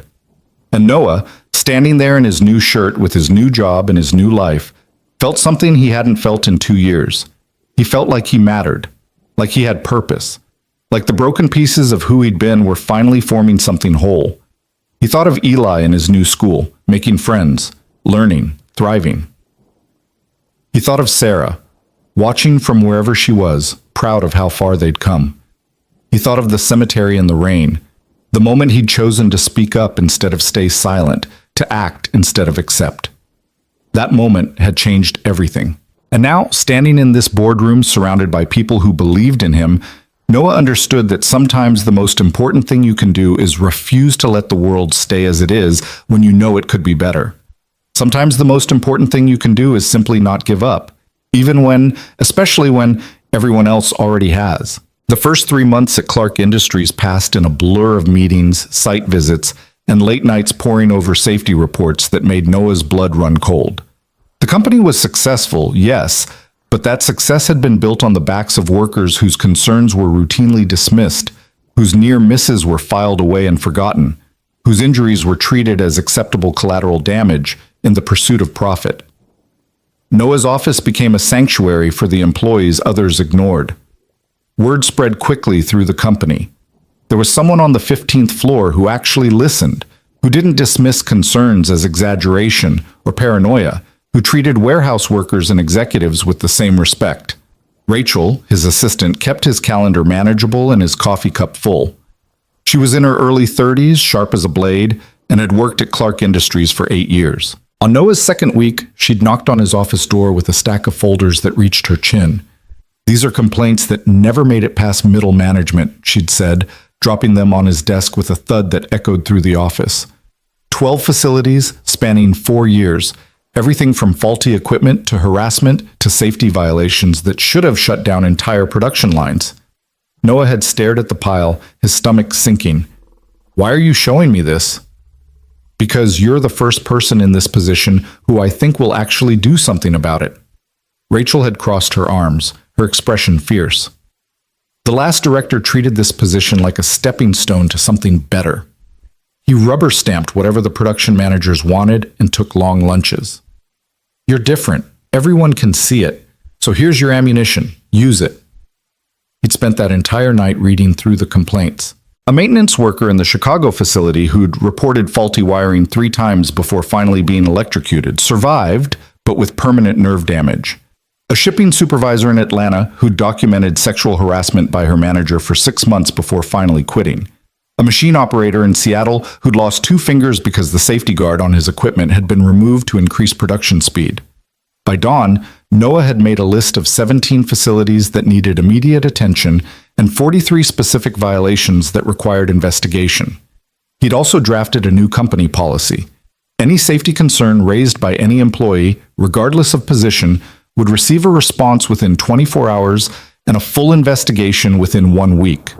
Retaliation against employees who raised concerns would result in immediate termination, no exceptions. He'd presented it to the executive board the following Monday. Several board members had balked at the cost, at the disruption to production schedules, at the precedent it would set. Then Vivian had leaned forward, her eyes cold. "Gentlemen, I was buried alive because someone prioritized their own interests over my well-being. I will not allow this company to operate on the same principle. Mr. Grant's policy is now company policy, effective immediately.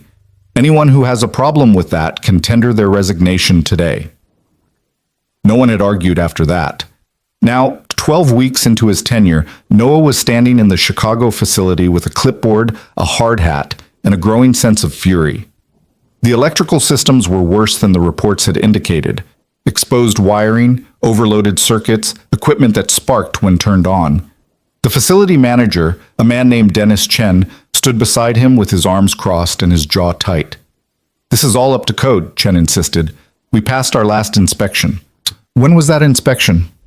3 years ago." Noah turned to face him directly. "Mr. Chen, I've been a paramedic. I've pulled bodies out of buildings that look safer than this. This facility is a death trap and you know it. Production quotas don't matter if your workers are dead." Noah's voice was hard, brooking no argument. "I'm shutting down this facility until every violation is corrected. Maintenance starts today. Workers will be paid full salary during the shutdown. And Mr. Chen, you're going to personally oversee the repairs, and you're not going to leave until this place meets not just code, but the highest safety standards in the industry." Chen's face flushed red. "You can't just shut down an entire facility. Do you know how much revenue we'll lose?" "Less than we'd lose in lawsuits when someone dies." Noah pulled out his phone and called Margaret directly, putting it on speaker. "Mrs. Clark, I'm at the Chicago facility. I'm shutting it down for emergency repairs. Estimated timeline is 2 weeks." There was a pause, then Margaret's voice came through, calm and authoritative. "Mr. Chen, are you there?" "Yes, ma'am." "Whatever Mr. Grant says goes. If he says shut it down, you shut it down. If he says rebuild it from the ground up, you rebuild it. Are we clear?" Chen's jaw worked silently. "Yes, ma'am." "Good. Noah, send me the full report by end of day. And good work." After she hung up, Chen stormed off, leaving Noah alone in the cavernous warehouse. The workers, about 40 of them, watching from a safe distance, slowly approached. "Is it true?" a woman asked, her accent marking her as first-generation immigrant, maybe Eastern European. "You're really fixing this place?" "Every inch of it," Noah promised. And I want you all to know something. If you ever see something unsafe, something wrong, you call me directly. My number is going to be posted in every break room, every facility, every office. You don't go through your manager or your supervisor. You call me and I will fix it. A man in the back, probably in his 50s with graying hair and calloused hands, spoke up. Why should we believe you? The last guy who promised change did nothing. Because I'm not the last guy. Noah met his eyes steadily. 3 months ago, I was a janitor making minimum wage, trying to keep my kid fed. I know what it's like to be ignored, to be treated as disposable. And I'm telling you right now, you're not disposable. Not to me. Not to this company. Not anymore. The woman who'd spoken first started crying. Noah didn't understand why until she said, My husband, he worked here 6 years ago. He complained about the wiring. They fired him, said he was making trouble. We lost our apartment, had to move in with my sister. She wiped her eyes roughly. If someone had listened to him, then... I'm listening now, Noah said quietly. And I'm sorry it took so long. He spent the rest of the day documenting every violation, photographing every hazard, interviewing every worker who wanted to share concerns they'd been too afraid to voice. By the time he flew back to the city that evening, he had enough material to keep him busy for months. Eli was waiting at their apartment when Noah got home. The new apartment, the one with heat that worked and windows that didn't leak. The boy was at the kitchen table doing homework, and he looked up when Noah entered, his face lighting up. Dad, you're home. How was Chicago? Productive. Noah dropped his bag by the door and went to hug his son. How was school? Really good. We started a new science unit on ecosystems, and Mrs. Peterson said my presentation on food chains was the best in the class. Eli's excitement was palpable, so different from the quiet, withdrawn child he'd been just 3 months ago. Oh, and I got invited to Marcus's birthday party next weekend. Can I go, please? Noah smiled, ruffling Eli's hair. Of course you can go. We'll need to get him a present. What is Marcus like? Books. He loves books about space. Then we'll find him the best space book we can. Noah glanced at the homework spread across the table, math problems that looked significantly more challenging than what Eli had been doing at his old school. Need help with any of this? Nah, I got it. Mrs. Peterson explained everything really well. Eli hesitated, then added, Dad, are you happy with your job and everything? It was such an adult question from such a young child. Noah sat down across from him, thinking about how to answer honestly. It's hard work, harder than I expected. I see things that make me angry, things that should have been fixed years ago. But yeah, buddy, I'm happy. Because I'm making a difference. I'm helping people who need help. That feels good. Like when you saved Mrs. Clark? Like that. Just in smaller ways every day. Eli nodded thoughtfully, then returned to his homework. Noah watched him for a moment. This resilient, brave kid who'd survived losing his mother and 2 years of poverty and uncertainty. He was thriving now, making friends, excelling in school, laughing more. It was everything Noah had dreamed of. His phone buzzed with a text from Vivian. Saw your Chicago report. Board meeting tomorrow at 9 to discuss facility improvements company-wide. Great work. Noah texted back a simple thanks, then started making dinner. Real food. Chicken and vegetables and rice. Not the ramen and canned soup they'd subsisted on for so long. While the chicken cooked, he checked his email and found a message from Mr. Peterson. The subject line read, Good news. Noah's heart raced as he opened it. The psychiatric evaluation had come back with a glowing report. The evaluator had written that Noah showed remarkable emotional stability considering his traumatic history and demonstrated appropriate coping mechanisms and self-awareness. Peterson had already submitted the appeal to the medical board, along with character references from Vivian, Margaret, Father Matthews, and 3 of Noah's former colleagues who'd vouched for his competence and integrity. The board would review his case in 6 weeks. 6 weeks, Noah whispered to himself.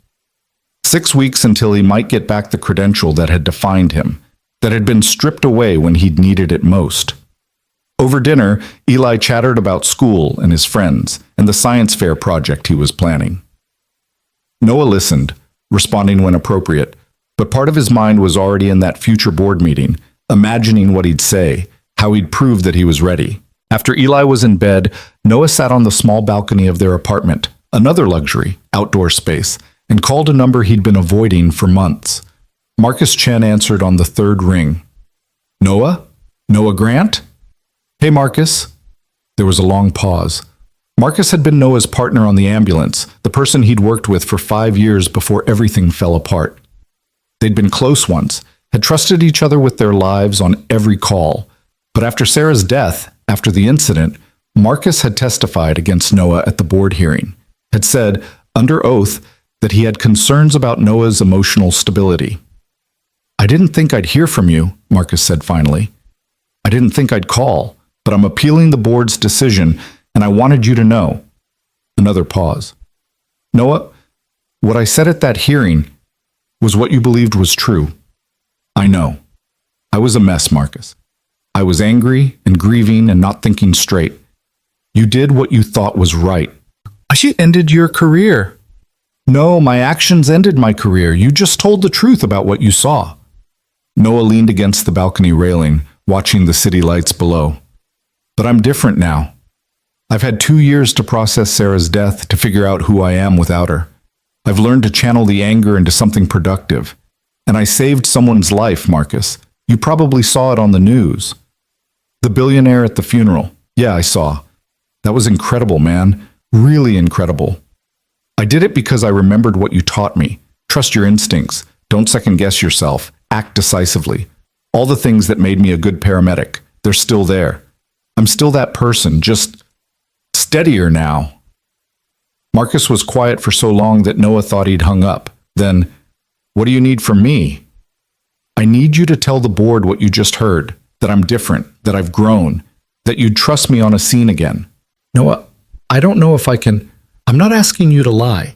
If you don't believe I'm ready, say so. But if you think there's even a chance that I've changed, that I could do this work again, I need you to say that. Another long pause. Then Marcus said, meet me for coffee tomorrow. Rosie's Diner, the one we used to hit after night shifts. 7 a.m. I'll be there. Noah hung up feeling lighter than he had in months. It wasn't a guarantee, but it was something. A chance. The board meeting the next morning was intense. Noah presented his findings from Chicago and the 16 other facilities he'd visited over the past 3 months. He'd compiled everything into a comprehensive report that didn't pull punches. This company had prioritized profits over people, had ignored warning signs, had created environments where workers were afraid to speak up. Some board members were defensive. Others were shocked, claiming they'd had no idea conditions were so poor. Vivian sat at the head of the table, her expression unreadable as Noah clicked through slides showing exposed wiring, broken equipment, overcrowded workspaces. When he finished, the room was silent. Then Vivian spoke. How much will it cost to fix everything? Noah had anticipated this question. Approximately $43 million over the next 18 months. That includes facility improvements, new equipment, expanded training programs, and hiring additional safety personnel at every location. One board member, an older man named Harrison, scoffed. $43 million? That'll decimate our quarterly profits. So will lawsuits when someone dies, Noah replied evenly. Not to mention the damage to the company's reputation, the potential criminal charges for negligence, and the simple moral fact that we're putting people at risk every single day. Moral fact? Harrison's tone was dismissive. Mr. Grant, this is business, not charity. No, Mr. Harrison, this is people's lives. And if you can't see the value in protecting them, then maybe you're on the wrong board. The room went very quiet. Noah realized, with a distant sort of horror, that he'd just insulted a board member in front of the entire executive team. But he couldn't take it back, and honestly, he didn't want to. Margaret spoke up, her voice cutting through the tension. Mr. Grant is right. This company was built by my father on the principle that workers are our greatest asset. We've lost sight of that in recent years, and it's time we remembered. She looked around the table. I move that we approve Mr. Grant's full budget request and implement his recommendations immediately. All in favor? Vivian's hand went up first, then Margaret's. Then slowly, one by one, every other board member except Harrison raised their hands. Motion carries, Margaret said with satisfaction. Noah, you have your budget. Now go make sure our people are safe. After the meeting, Harrison cornered Noah in the hallway. You made me look like a fool in there. No, sir. You made yourself look like someone who values money over lives. I just pointed it out. Harrison's face reddened. You're new here, Grant. You don't understand how things work. That idealism of yours, it won't last. This company will chew you up and spit you out, just like it does everyone who tries to change it. Maybe, Noah said calmly, or maybe I'm here to change the company instead. I guess we'll find out. He walked away before Harrison could respond, his hands shaking slightly with adrenaline. He'd just made an enemy, and not a small one. Harrison had been on the board for 20 years, had connections and influence. But Noah had meant every word. He wasn't here to play politics or make friends. He was here to do a job, and he was going to do it right. At 6:45 the next morning, Noah sat in Rosie's diner nursing a cup of coffee and trying not to think about all the ways this conversation with Marcus could go wrong. The diner hadn't changed. Same cracked vinyl booths, same grease smell from the kitchen, same tired waitress who'd served them countless breakfasts after brutal night shifts. Marcus arrived right at 7, looking older than Noah remembered. There was gray at his temples now, and lines around his eyes that hadn't been there 2 years ago. He slid into the booth across from Noah, ordered coffee, and for a long moment they just looked at each other. You look good, Marcus said finally. Better than last time I saw you. Last time you saw me, I was being escorted out of the station by security. Yeah, Marcus winced. About that, don't apologize. I told you you did what you thought was right. Noah wrapped his hands around his coffee mug. I was a wreck, Marcus. I know that. I scared people. I scared myself. What changed? Noah thought about the question, about the long road from that dark place to here. I stopped running from the grief and let myself feel it. I got help, therapy, medication for a while.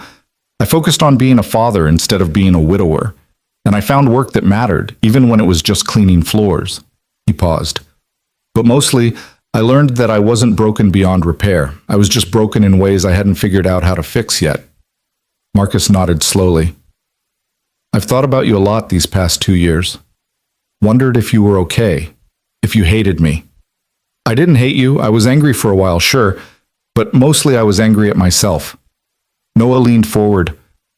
Marcus, when I stopped that funeral, when I saved Vivian Clark, it wasn't just about saving her. It was about proving to myself that I still had the instincts, the courage, the competence that made me good at this work. And I do. They're still there. They never left. I saw the videos, Marcus admitted. Everyone at the station did. You were incredible, man. The way you assessed the situation, made the call, followed through despite everyone telling you were crazy. That was the Noah I used to know. That's the Noah I still am, just with better coping mechanisms. The waitress brought their food, eggs and toast for both of them, the same breakfast they'd ordered 100 times before. They ate in comfortable silence for a few minutes, the familiarity of the routine easing the tension. Finally, Marcus set down his fork. What do you need from me?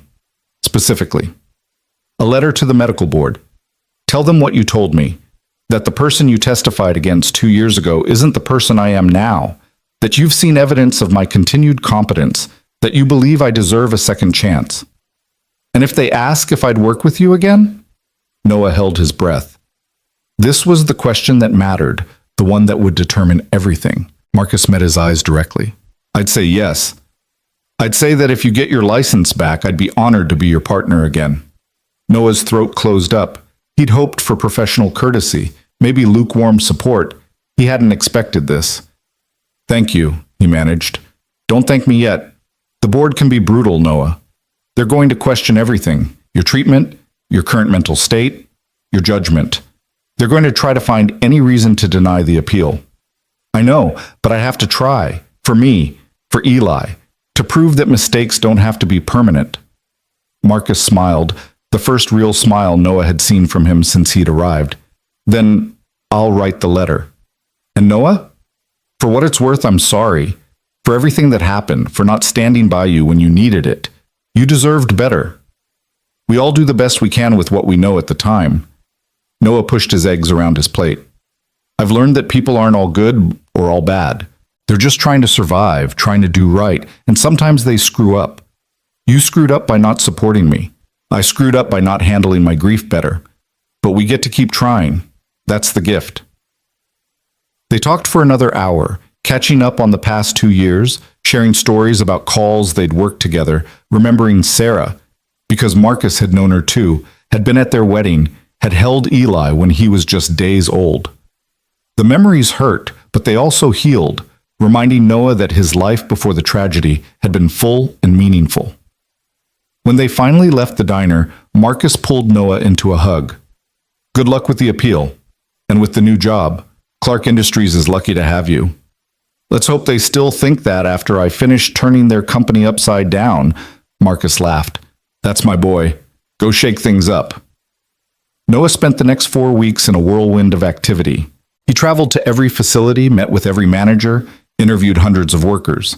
He implemented the new safety protocol company-wide, installed direct phone lines to his office in every break room, and personally investigated 17 complaints in the first month alone. 3 managers were fired for retaliation against employees who'd raised concerns. 2 facilities were shut down for emergency repairs. One entire production line was redesigned after Noah discovered that the original setup forced workers into repetitive motions that were causing permanent joint damage. The company magazine ran a feature on him titled, "The Man Who Stopped a Funeral and Started a Revolution." The article included photos of Noah at various facilities, talking to workers, examining equipment, making notes on his ever-present clipboard. It quoted employees calling him the first person who actually cares, and proof that the company is finally changing. Harrison hated it. He cornered Noah in the parking garage one evening, his face red with rage. "You're making us look like villains. That article makes it sound like we've been deliberately harming our workers." "Haven't you been?" Noah asked mildly, clicking his key fob to unlock his car, a used Honda he'd bought with his first paycheck. Nothing fancy, but reliable. "We've been running a business. Sometimes that means making difficult choices about resource allocation." Resource allocation is budget terminology for choosing profits over people. I'm choosing people. If that makes me unpopular with you, I can live with that. "You won't last," Harrison hissed. "Margaret and Vivian might protect you now, but eventually they'll realize you're more trouble than you're worth. And when they do, I'll make sure you never work in this industry again." Noah looked at him calmly. "Mr. Harrison, 3 months ago I was cleaning toilets for minimum wage. You think threatening my career scares me? I've already lost everything once. I know how to survive it. But can you say the same? Because if this company keeps operating the way it has been, eventually someone will die. And when that happens, the board will need a scapegoat. Ask yourself who's more expendable, the man trying to prevent disaster or the man fighting against prevention." He got in his car and drove away, leaving Harrison standing in the parking garage, his expression unreadable. That night, Noah lay awake in bed thinking about the confrontation, about the enemies he was making, about how precarious his position really was. Vivian and Margaret supported him now, but Harrison was right. Eventually, the cost of his reforms would start affecting quarterly profits, and when that happened, would they still back him? His phone buzzed with a text from Vivian. "Heard about your run-in with Harrison. Don't worry about him. You're doing exactly what we hired you to do. Keep pushing." Noah smiled in the darkness and typed back, "Thank you. I intend to." 3 days later, his work was validated in a way he hadn't expected. He got a call from the Seattle facility, the one where a worker had lost fingers, asking him to come immediately. There had been an incident. Noah caught the next flight out, his stomach in knots the entire way. An incident could mean anything from a minor injury to a fatality. When he arrived at the facility, the manager, a woman named Sandra Liu, who'd been supportive of Noah's reforms from the start, met him at the entrance. "What happened?" Noah asked. "Come see." She led him into the warehouse where workers were gathered around a machine that had been shut down. The safety guard Noah had insisted be reinstalled was crumpled and broken, but still attached. And standing beside it was a young man, maybe 23, his face pale but intact. "This is Miguel," Sandra said. "Tell Mr. Grant what happened." Miguel swallowed hard. "I was running the press like normal, but something felt off, so I called for maintenance like the new protocol says. While I was waiting, the hydraulic line burst. If the safety guard hadn't been there, He gestured to the twisted metal. That would have been my head. Noah looked at the crushed guard, calculating the force it had taken to destroy it, the force that would have killed this young man instantly. You followed protocol. You trusted your instincts. You did everything right. Because you taught us to, Miguel said, his voice shaking. 3 months ago, I would have kept running the machine, would have been too scared to stop production, too worried about getting fired. But you said to always call if something feels wrong, so I did, and you saved my life without even being here. Sandra touched Noah's arm. This is why we're doing this. This is why the reforms matter. Miguel gets to go home to his family tonight because you refused to accept how things were. Noah couldn't speak for a moment, emotion clogging his throat. This was it, the tangible proof that his work wasn't just paperwork and policy changes. It was lives, real lives, preserved because someone had been willing to fight for them. Thank you for calling me, he finally managed. And Miguel, you're a hero too. You stopped working when you knew something was wrong, even though it probably felt safer to just keep going. That takes courage. The story spread through the company like wildfire. By the time Noah flew back that evening, his email was flooded with messages from workers at other facilities sharing their own stories. Near misses prevented by the new protocols, hazards identified and fixed, injuries avoided. The reforms were working. At the next board meeting, even Harrison was silent as Vivian presented the data. Worker injuries were down 42% in just 3 months. Production efficiency had actually increased because workers felt safer and more valued, and the company's reputation was improving. Articles in business journals were praising Clark Industries for putting people first and revolutionizing workplace safety. Mr. Grant, Margaret said at the end of the presentation, you've exceeded every expectation we had. On behalf of the board, I want to thank you for your vision and your courage. The board members applauded, all except Harrison, who simply nodded curtly and left the room as soon as the meeting adjourned. Don't worry about him, Vivian said afterward, catching Noah in the hallway. He'll come around or he'll leave. Either way, you're doing incredible work. I'm just doing what should have been done years ago. Exactly, that's what makes it incredible. She paused, then added, How's Eli? I keep meaning to have you both over for dinner, but things have been chaotic. He's great. Thriving at Riverside Academy. He talks about his science projects constantly. Bring him by this Saturday. I have a niece about his age, Margaret's granddaughter, Emily. I think they'd get along, and I'd like to get to know the boy who helped you storm my funeral. Noah smiled. He'd love that. Thank you. Saturday arrived clear and cool, the kind of autumn day that made everything feel possible. Noah and Eli drove to Vivian's estate, and estate was the only word for it. A sprawling property with gardens and a fountain and a house that looked like something from a movie. Eli's eyes were wide as they pulled up the circular driveway. She lives here? Just her? Well, she has staff, Noah said, trying not to feel intimidated himself. But yeah, this is her home. Vivian met them at the door, dressed casually in jeans and a sweater, her smile warm. Noah, Eli, welcome. Come in, please. The interior was beautiful, but not ostentatious. Hardwood floors, comfortable furniture, art on the walls that looked original but wasn't showy. It felt like a home, not a museum. Emily appeared from the kitchen, a girl of about 8 with dark curls and curious eyes. Hi, are you Eli? Grandma Maggie said you like science. I love science. Do you want to see my rock collection? Eli looked at Noah for permission, and when Noah nodded, the 2 children disappeared upstairs, already chattering about minerals and crystals. Vivian led Noah to a sunroom overlooking the garden. They'll be occupied for hours. Emily loves having someone to talk to about her interests. Most kids her age think rocks are boring.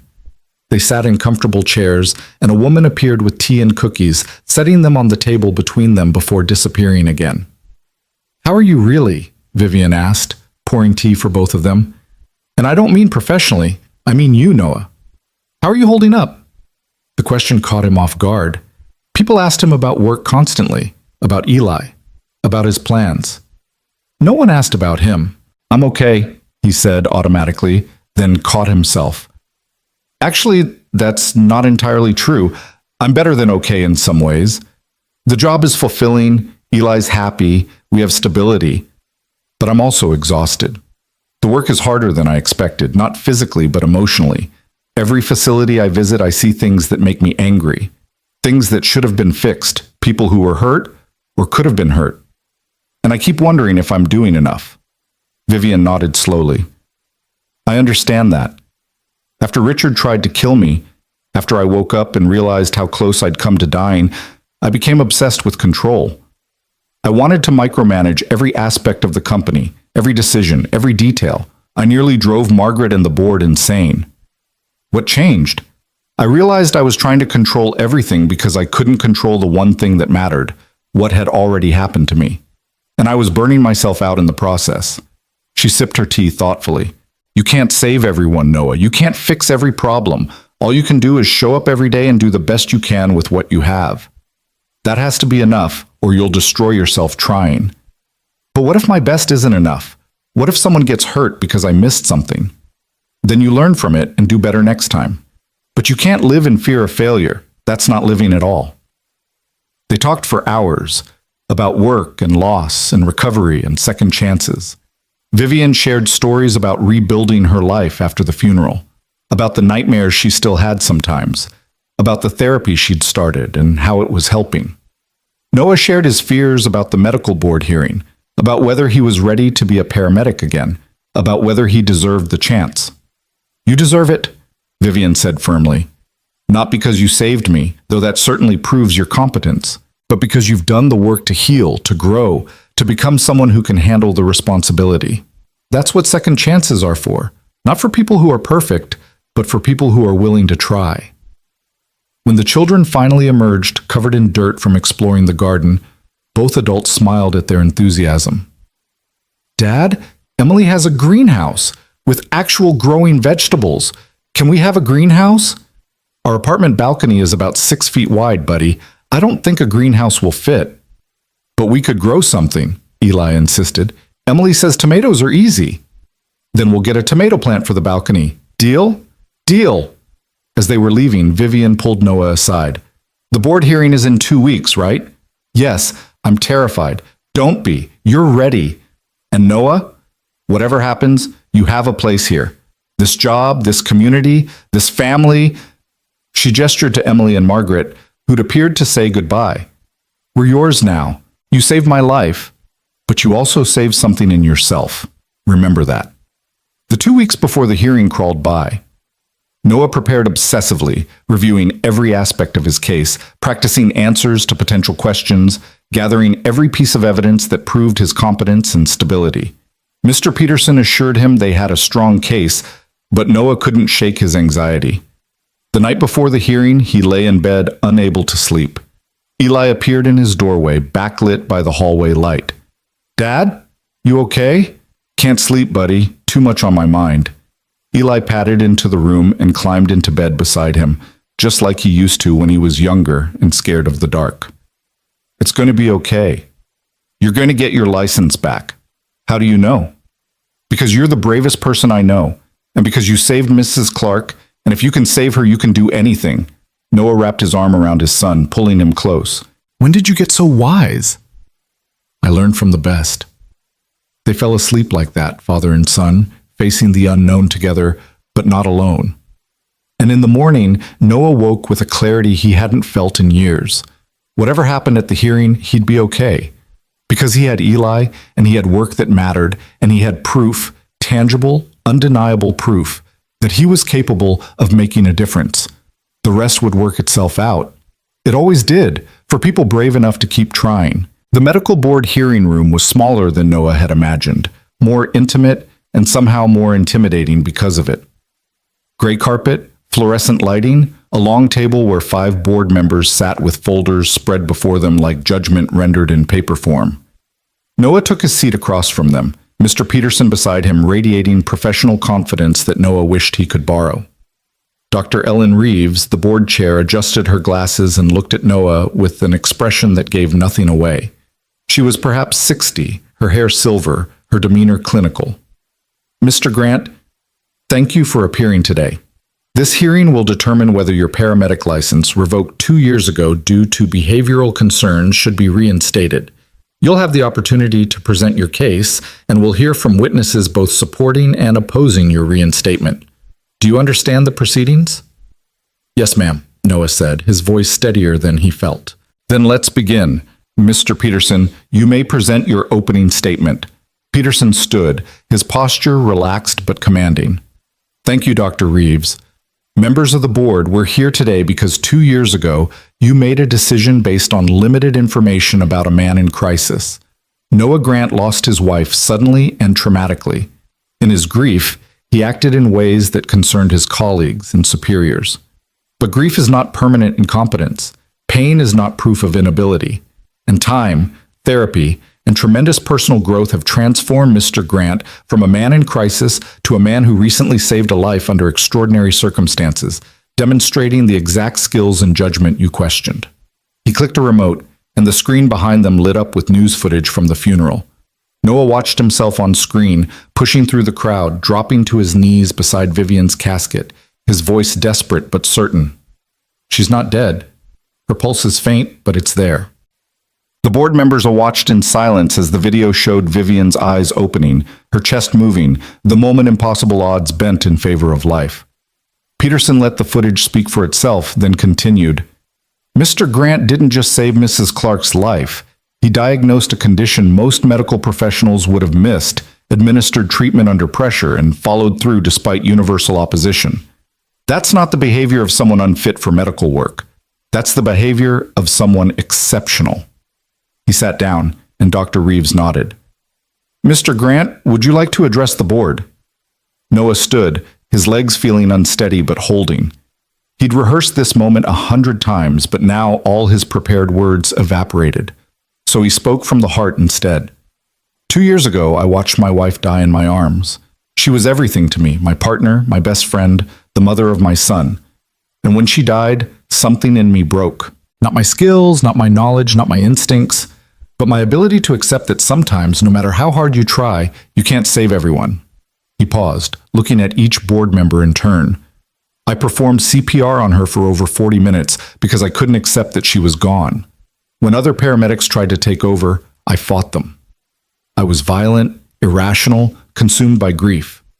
And you revoked my license because of it.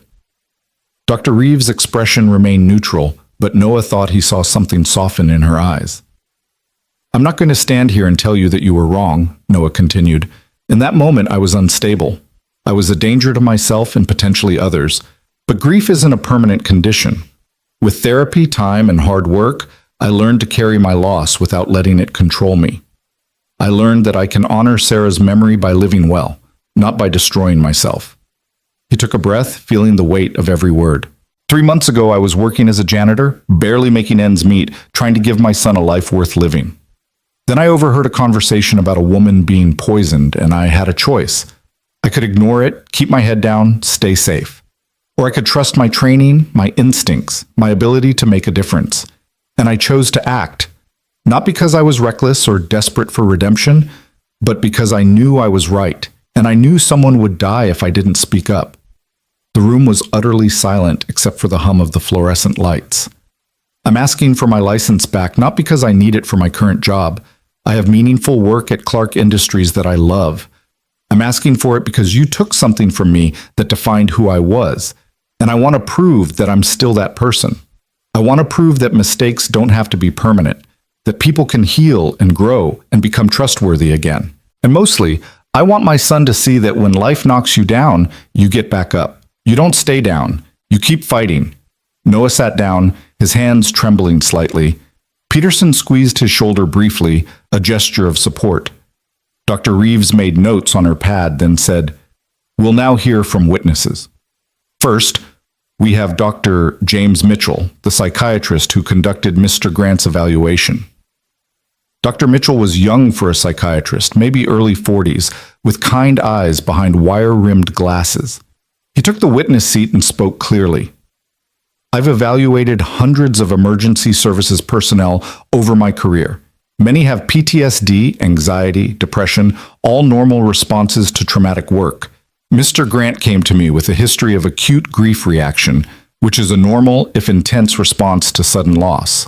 Over 6 months of therapy, he demonstrated remarkable insight into his behavior, developed healthy coping mechanisms, and showed no signs of impaired judgment or emotional instability. One of the board members, a stern-looking man named Dr. Kowalski, leaned forward.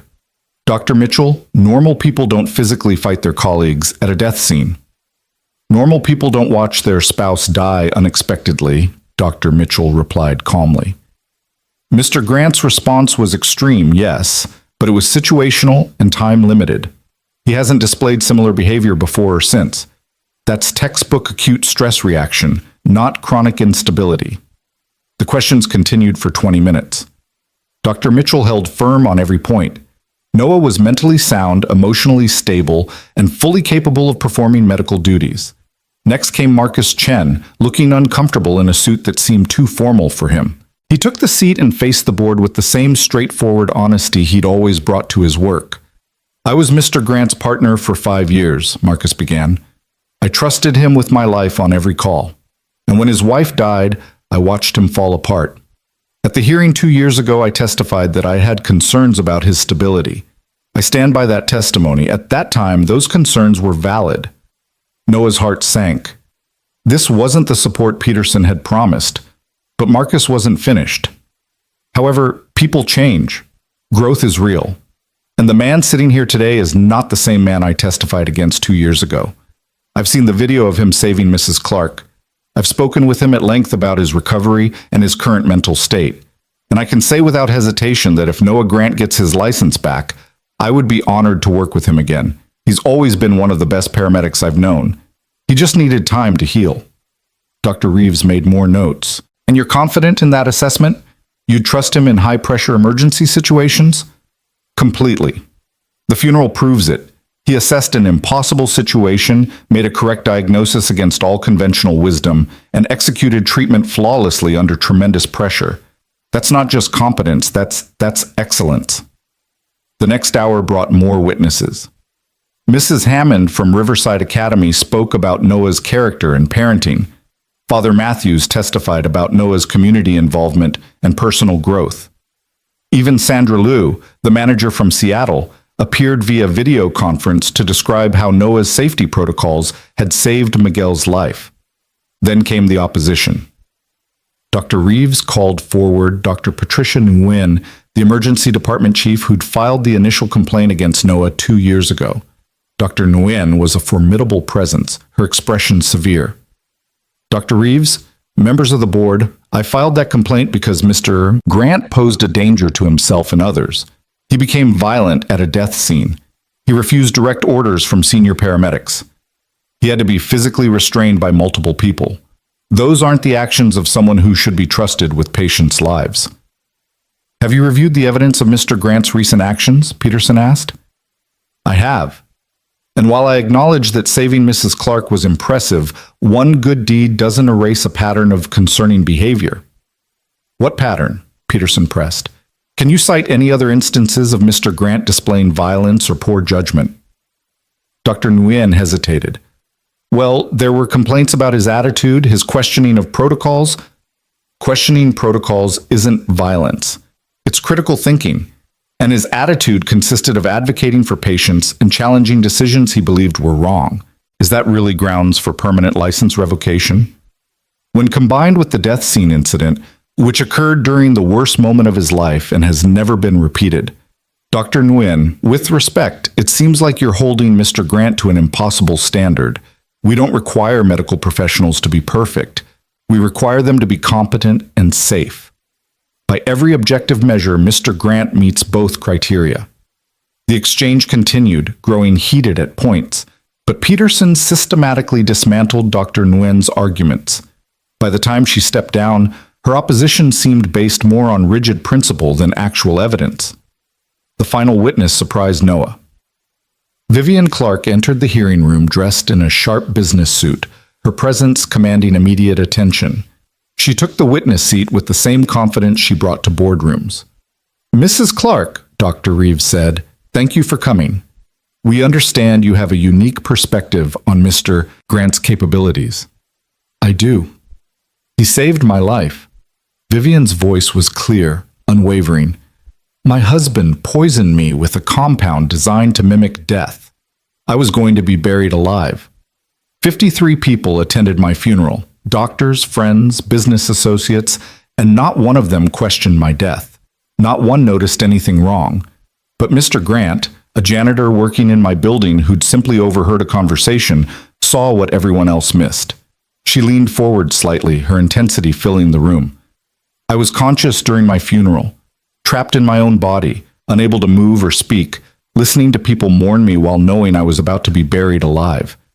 And then I heard his voice, so certain, so desperate. She's not dead. In that moment, he was my only hope, and he didn't fail me. Dr. Kowalski spoke up. Mrs. Clark, we appreciate your testimony, but emotional gratitude isn't the same as professional assessment. Can you speak to Mr. Grant's actual medical competence? Vivian's expression hardened. I'm not here because of emotional gratitude. I'm here because I'm now the CEO of a $3 billion company, and I hired Mr. Grant to overhaul our safety systems. In 3 months, he's reduced workplace injuries by 42%, prevented at least one fatality that we know of, and transformed our company culture. That's not luck. That's skill, judgment, and expertise. She looked directly at Dr. Nguyen. You say one good deed doesn't erase past behavior. But what about 3 months of consistently excellent judgment? What about a track record of making life-saving decisions? At what point does redemption count for something? The room fell silent. Vivian stood, smoothing her suit jacket. This board has the power to restore what you took from a good man during his darkest moment. I hope you choose wisely. She nodded to Noah, then walked out, leaving her words hanging in the air like a challenge. Dr. Reeves called for a recess, and the board members filed out to deliberate.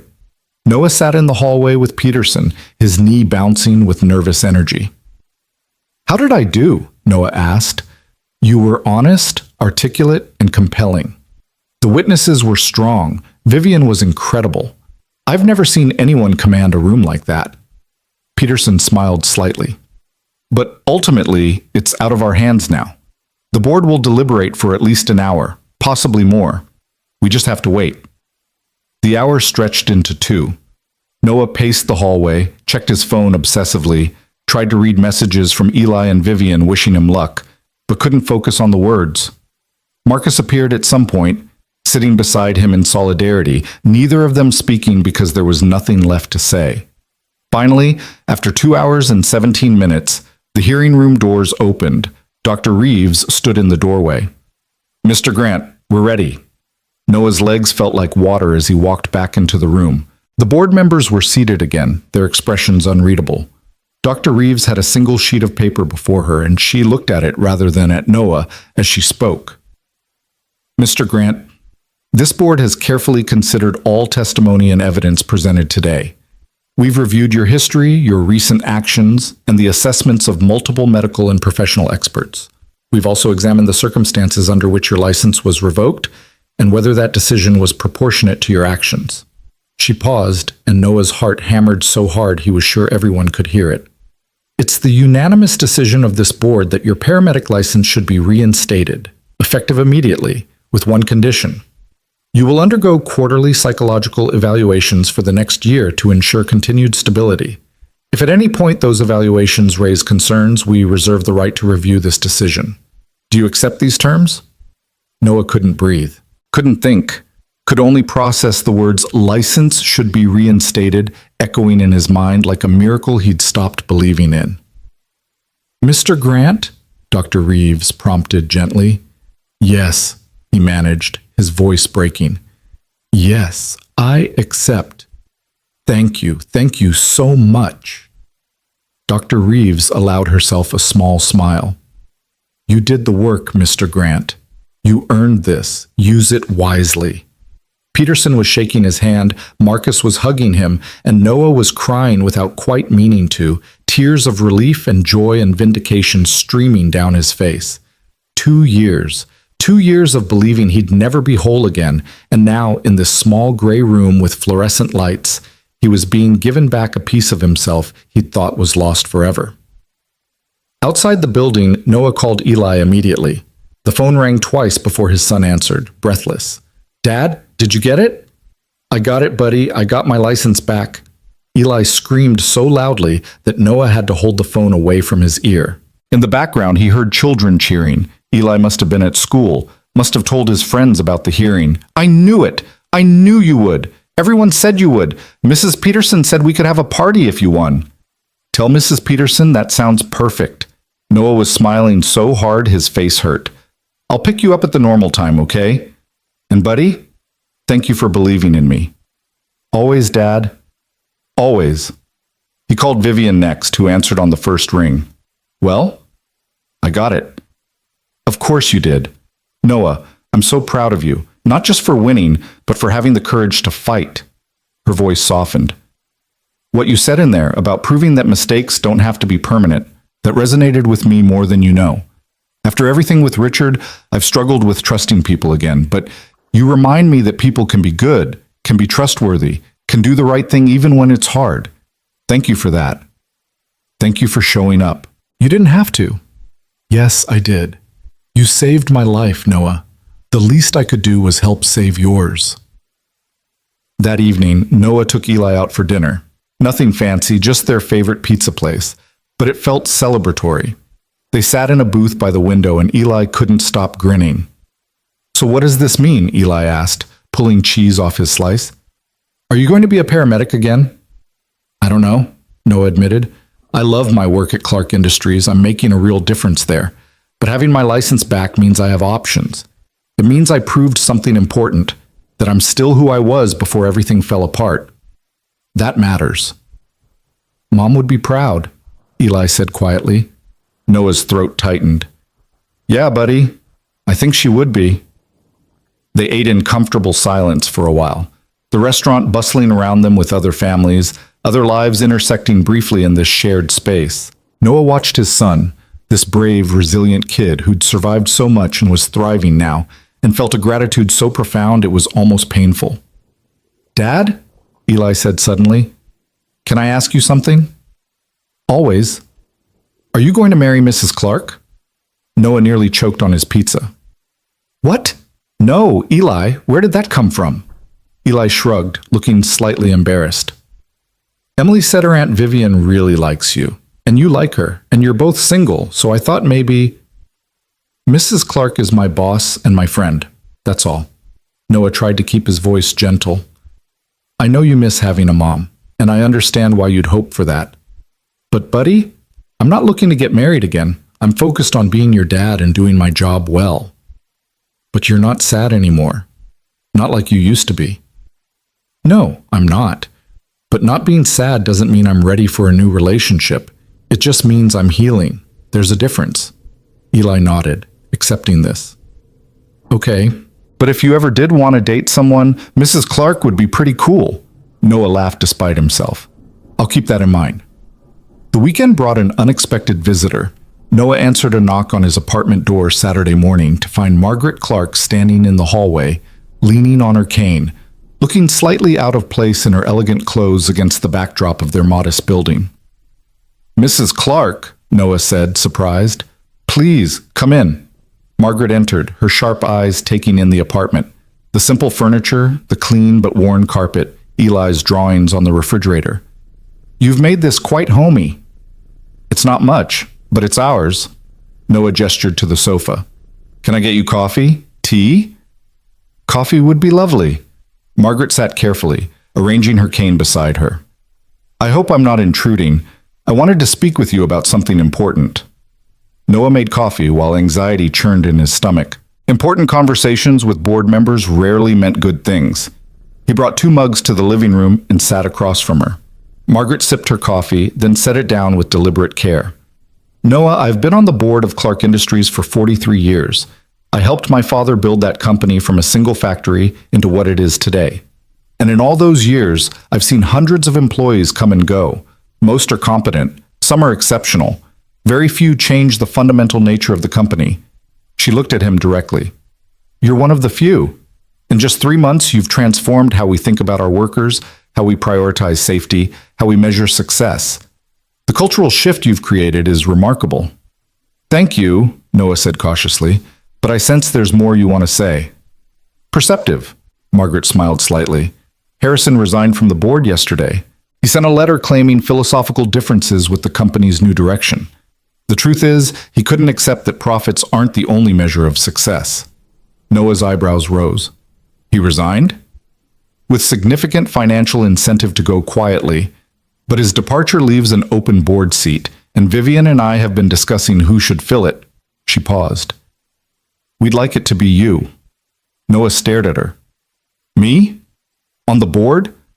Mrs. Clark, I've only been here 3 months. And you've accomplished more in 3 months than most board members do in years. Noah, we need your voice at the highest level of decision-making. We need someone who understands what it means to struggle, who fights for people rather than just profits, who isn't afraid to challenge convention. She leaned forward. You saved Vivian's life because you saw what no one else could see. We need that vision guiding our company. I don't have business experience. I don't understand corporate finance or... You can learn those things. What we can't teach is integrity, courage, and genuine care for human welfare. You have all three in abundance.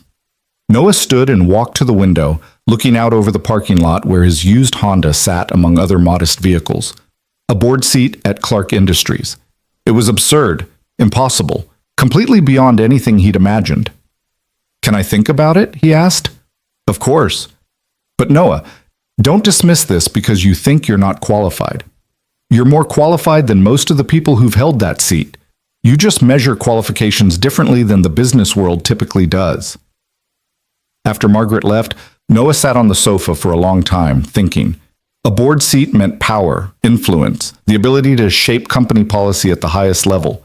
It also meant more responsibility, more scrutiny, more pressure. Was he ready for that? His phone rang. Vivian. Margaret told me she visited you. She offered me Harrison's board seat. What did you say? That I'd think about it. Noah rubbed his face. Vivian, I'm a janitor who got lucky. I don't belong on a corporate board. You're a former paramedic who saved my life and transformed our company. You absolutely belong on that board. But Noah, I want you to understand something. This isn't charity or gratitude. We're offering this because we genuinely believe you'll make us better. Your perspective, your values, your willingness to fight for what's right. That's exactly what corporate boards need and rarely have. What if I fail? What if I make decisions that hurt the company? Then you'll learn and do better, just like everyone else. Noah, stop punishing yourself for not being perfect. None of us are. We just try our best and hope it's enough. After hanging up, Noah went to Eli's room, where the boy was building something with Legos, his concentration absolute. Hey, buddy, can I ask your opinion about something? Eli looked up. Sure. Mrs. Clark, Margaret, the older one, she offered me a position on the company board. It's a big promotion, a lot more responsibility. I'm not sure if I should take it. Do you want to take it? Part of me does, but another part is scared I'll mess it up. Eli set down his Legos and came to sit beside Noah on the bed. For a 7-year-old, he sometimes seemed impossibly wise. Dad, you taught me that being scared doesn't mean you shouldn't do something. It just means it matters to you. So if you're scared about the board thing, maybe that means it's important and you should do it. Noah pulled his son into a hug. How did you get so smart?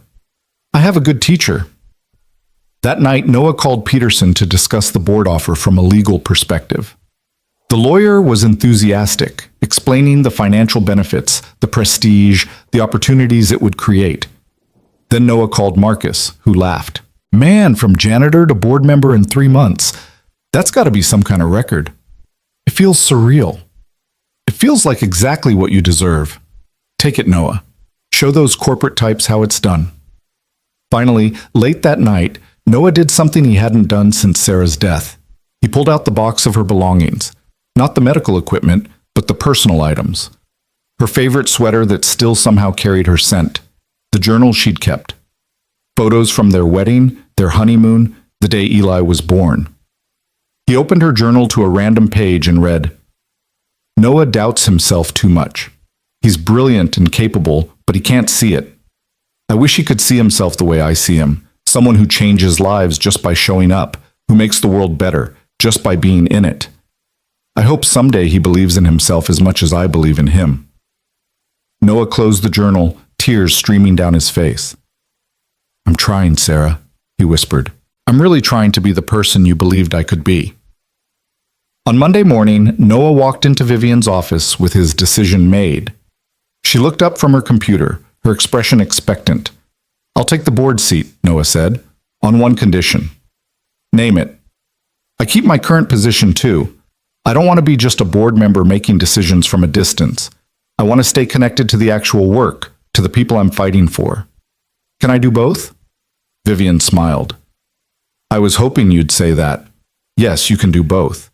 In fact, I think having a board member who's actively working in the field will give us invaluable perspective." She stood and extended her hand. "Welcome to the board, Noah. I think this is the beginning of something extraordinary." The official announcement came that Wednesday. The company magazine ran another feature, this one titled, "From Janitor to Board Member, The Extraordinary Journey of Noah Grant." It included photos spanning his 3 months at the company, Noah at facilities, talking to workers, examining equipment, and finally, sitting at the board table in his first official meeting. The response was overwhelming. Employees sent emails and stopped him in hallways to congratulate him. Media outlets requested interviews, most of which Noah declined, preferring to let his work speak for itself. But he agreed to one, a human interest piece for a national magazine about second chances and redemption. The interview took place at Riverside Cemetery, standing near the spot where Vivian's funeral had been held. The journalist, a woman named Sarah Chen, asked thoughtful questions about his journey. "Do you ever think about that day?" she asked. "The funeral? The moment you decided to speak up?" Noah looked at the spot where the golden casket had sat, where he'd knelt in the mud and fought for a stranger's life. "Every day." It was the moment everything changed. But it wasn't just about saving Mrs. Clark. It was about trusting myself again, believing that I still had value, that my instincts and training and experience still mattered. "You risked everything, your reputation, your freedom, your son's welfare. Was it worth it?" "Absolutely. Because the alternative was living with the knowledge that I could have saved someone and chose not to. I couldn't do that. Not again." He paused. "When my wife died, I couldn't save her. And for 2 years, I carried that failure like a weight around my neck. But saving Vivian showed me that I couldn't save Sarah, not because I wasn't good enough, but because sometimes loss is inevitable. And the only thing we can control is whether we show up for the people we can save." The article ran 2 weeks later with a photo of Noah at the cemetery, the city skyline behind him, his expression thoughtful. The headline read, "The hero who stopped a burial and started a revolution." Life settled into a new rhythm. Noah balanced board meetings with facility visits, strategic planning with hands-on safety work. Eli continued thriving at Riverside Academy, making friends and excelling in his classes. The quarterly psychological evaluation came back clear, and Noah's therapist noted his remarkable emotional stability and growth. 6 months after the funeral, Noah organized a company-wide safety conference, bringing together workers from all 17 facilities to share best practices and concerns. It was the first time hourly workers had been given equal platform with management, and the results were transformative. Dozens of safety improvements were suggested, many implemented within weeks. At the closing session, a worker from the Seattle facility, Miguel, the young man whose life had been saved by the safety protocols, asked to speak. He took the microphone with shaking hands. "I just want to say thank you to Mr. Grant. 6 months ago, I would have died at my job because I was too scared to stop working when something felt wrong. But he taught us that our lives matter more than production quotas, that speaking up isn't weakness, it's courage. And because of him, I got to go home to my family. My daughter's first birthday was last week, and I was there because Mr. Grant refused to accept that workers are disposable." His voice broke. "We're not disposable. And finally, someone in power believes that." The applause was deafening. Noah stood in the back of the room, overwhelmed by the response, by the tangible proof that his work was saving lives in ways both dramatic and subtle. That evening, Vivian hosted a small dinner party at her estate. Just Noah, Eli, Margaret, Emily, and a few close friends. They ate in the garden as the sun set, the conversation easy and warm. Emily and Eli disappeared to explore the greenhouse, and Margaret regaled everyone with stories from the company's early days. At one point, Vivian pulled Noah aside, the two of them standing near the fountain as water cascaded in the golden light.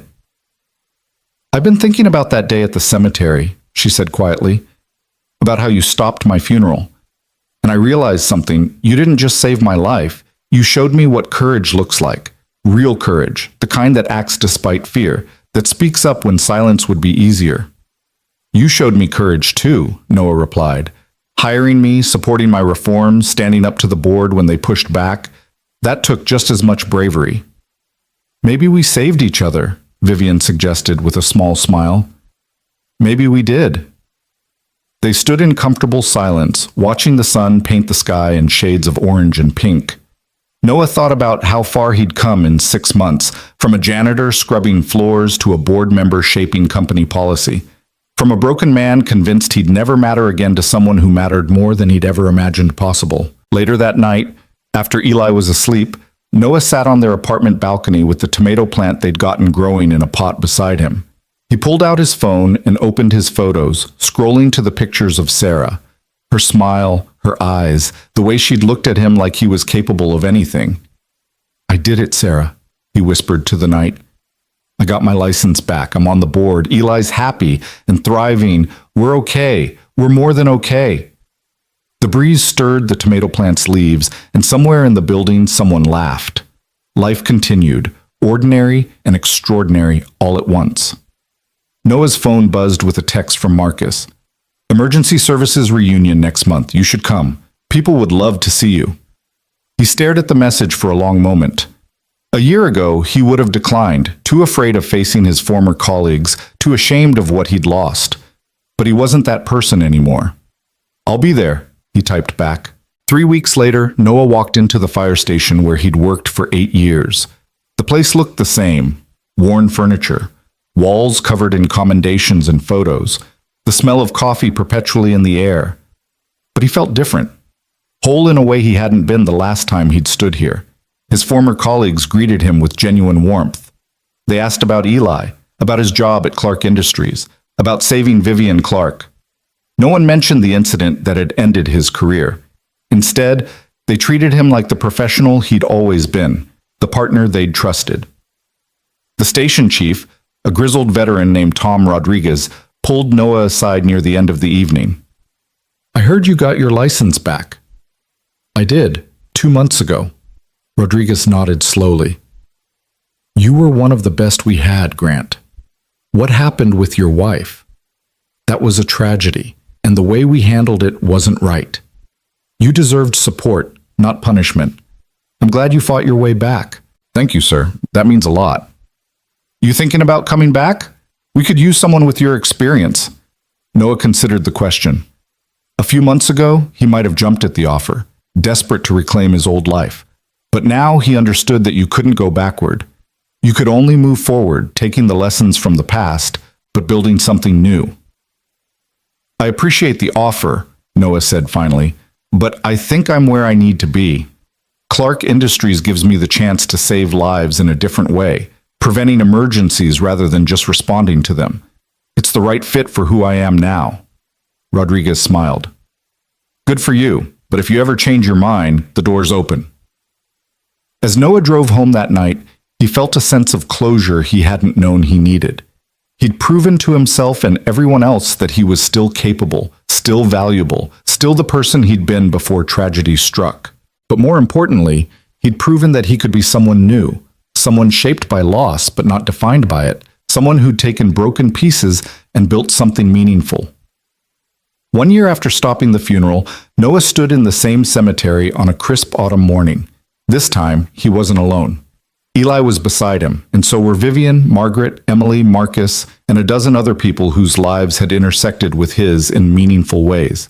They'd come to dedicate a bench near where Vivian's funeral had been held.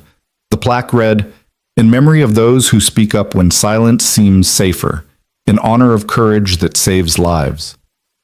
Vivian spoke first, her voice carrying across the quiet cemetery. "A year ago, I was nearly buried in this ground because someone chose greed over life. But I survived because one person refused to accept the convenient truth. One person trusted his instincts, risked everything, and saved not just my life but gave me the chance to live better, to do better, to be better." This bench represents that moment, the moment when courage mattered more than fear. She turned to Noah. Would you like to say something?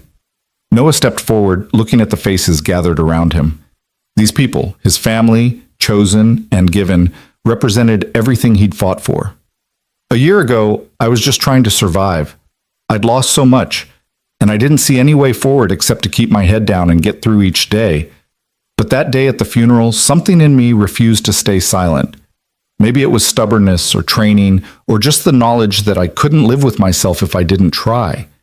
He looked at Eli, who was watching him with pride shining in his young eyes. My son told me once that being scared doesn't mean you shouldn't do something. It just means it matters. I was scared that day, terrified actually, but I did it anyway, because sometimes the right thing is also the hardest thing. And what I learned is that courage isn't the absence of fear. It's acting despite fear. It's trusting yourself when no one else does. It's refusing to let the world stay broken when you have the power to fix even one small piece of it. He placed his hand on the bench, feeling the cool metal under his palm. This bench represents second chances. For me, for Vivian, for everyone who's ever been told they're not enough. It represents the truth that our worst moments don't have to define us, that we can heal, grow, and become people who make a difference. That's not just my story. It's all of our stories, if we're brave enough to live it. After the ceremony, as people mingled and shared memories, Eli pulled Noah aside. Dad, I'm really proud of you. I'm proud of you too, buddy. You've been so brave through all of this. The moves, the new school, all the changes. You've handled it better than most adults would. I learned from you. You taught me that hard things don't have to break us. They can make us stronger if we let them. Noah hugged his son tightly, this incredible kid who'd taught him just as much as he'd taught Eli. Your mom would be so proud of you, of both of us. I know, I think she's watching, don't you? Yeah, buddy, I think she is. As the gathering dispersed, Noah found himself standing alone at the bench for a moment. He thought about the journey that had brought him here, the loss, the struggle, the moment of desperate courage that had changed everything. He thought about Sarah and how she'd always believed in him, even when he couldn't believe in himself. And he thought about the future spread out before him like an open road full of possibility. His phone buzzed with an email. The subject line made him catch his breath. Emergency Services Training Institute, faculty position. He opened it, reading quickly. They wanted him to teach, to train the next generation of paramedics. The position would allow him to keep his board seat and his work at Clark Industries, but add teaching to his responsibilities. It was another chance to save lives, this time by sharing everything he'd learned. Noah smiled. 6 months ago, he would have been afraid to take on more, worried about failing, convinced he wasn't qualified. But now, he understood that qualification wasn't just about credentials. It was about experience, wisdom, and the willingness to keep growing. He typed a response. I'm very interested. When can we discuss details? That evening, Noah made dinner while Eli did homework at the kitchen table. The apartment was warm, filled with the smell of cooking and the sound of Eli humming tunelessly. Outside the window, the city lights were beginning to sparkle as dusk settled. Dad? Eli asked without looking up from his math homework. Do you think we'll always live here? Probably not always. Why? Just wondering. This place is good, but sometimes I think about having a house. With a yard. Maybe a dog. Noah flipped the chicken in the pan, considering. They could afford a house now with his salary and board stipends. A yard wasn't impossible. A dog seemed reasonable. You know what? Let's start looking. This weekend we'll check out some houses, see what's out there. Eli's head shot up, his eyes wide. Really? A real house? A real house. With a yard for that dog you've been hinting about for months. Eli whooped and ran to hug Noah, nearly knocking him into the stove. This is the best day ever. It's just an idea right now, buddy. We have to find the right place, make sure we can afford it, all of that. But we're going to try. That's what matters. Later, after Eli was asleep, Noah sat at his laptop browsing real estate listings. He found himself drawn to modest houses in good neighborhoods with solid schools nearby. Nothing ostentatious, nothing that screamed wealth. Just safe, warm places where a father and son could build a life. One listing caught his eye. A 3-bedroom house with a fenced yard, a garage that could hold his car, and maybe a workshop someday, and a front porch perfect for sitting on summer evenings. The price was manageable, the neighborhood was good, and something about the photos felt like home. He saved the listing to show Eli tomorrow. 6 weeks later, Noah signed the papers on that house. It needed work. The kitchen was outdated, the bathroom fixtures were ancient, and the yard was overgrown. But it was theirs. On moving day, their friends showed up to help. Vivian and Margaret arrived with lunch for everyone. Marcus brought his truck to haul furniture. Even Mrs. Chen from their old building came to help unpack dishes and tell everyone stories about what good neighbors they'd been. Eli ran through the empty rooms, his footsteps echoing, claiming the bedroom with the window seat overlooking the backyard. "This is where I'm going to read," he announced. "And we can put my desk here and my bookshelf there, and, Dad, can we paint it blue?" "We can paint it any color you want, buddy." That first night in the new house, they ate pizza on the floor of the living room because the furniture wasn't fully arranged yet.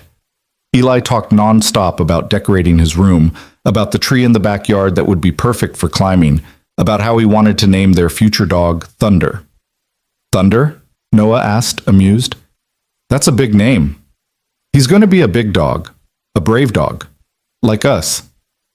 After Eli went to bed, Noah stood on the front porch in the cool evening air. The neighborhood was quiet, peaceful, the kind of place where children played in yards and neighbors waved to each other. It was so far from where they'd been a year ago, that cramped apartment, the fear, the uncertainty. His phone rang. "Vivian. How's the new house?" "Perfect. Chaotic, but perfect." Noah sat on the porch steps. "Thank you again for everything. None of this would have been possible without you." "You saved my life, Noah. This is nothing compared to that." "No, I mean it. You didn't just give me a job, you gave me back my self-respect, my purpose, my belief that I could matter again. That's worth more than money." There was a pause, then Vivian said softly, "Can I tell you something? That day at the funeral, when I was trapped in that casket, I prayed for someone to see the truth. And you appeared like an answer to a prayer I didn't think would be heard. You gave me my life back, but you also restored my faith in humanity. In a world that often feels cold and selfish, you proved that good people still exist, that courage still matters. That one voice can change everything." "It goes both ways," Noah said. "You took a chance on a broken janitor with a questionable past. You believed in me when I didn't believe in myself. You taught me that redemption is possible, that second chances exist, that people can rebuild their lives from rubble. So thank you, Vivian, for seeing potential where everyone else saw failure." They talked for another hour about the company, about upcoming projects, about life. When they finally hung up, Noah sat on his porch for a long time, thinking about the strange and beautiful path that had led him here. 1 year became 2. The house filled with furniture and memories. The dog, Thunder, a rescue shepherd mix with soulful eyes, joined their family. Eli grew taller, smarter, more confident. Noah's work at Clark Industries continued to transform the company, making it a model for workplace safety nationwide. His teaching position at the Emergency Services Training Institute allowed him to shape the next generation of first responders, sharing not just technical skills, but the wisdom earned through loss and recovery. On the second anniversary of the funeral, Noah was invited to speak at a national conference on workplace safety. He stood before hundreds of industry professionals and told his story, not just about saving Vivian, but about the journey from janitor to board member, from broken to whole, from giving up to fighting back.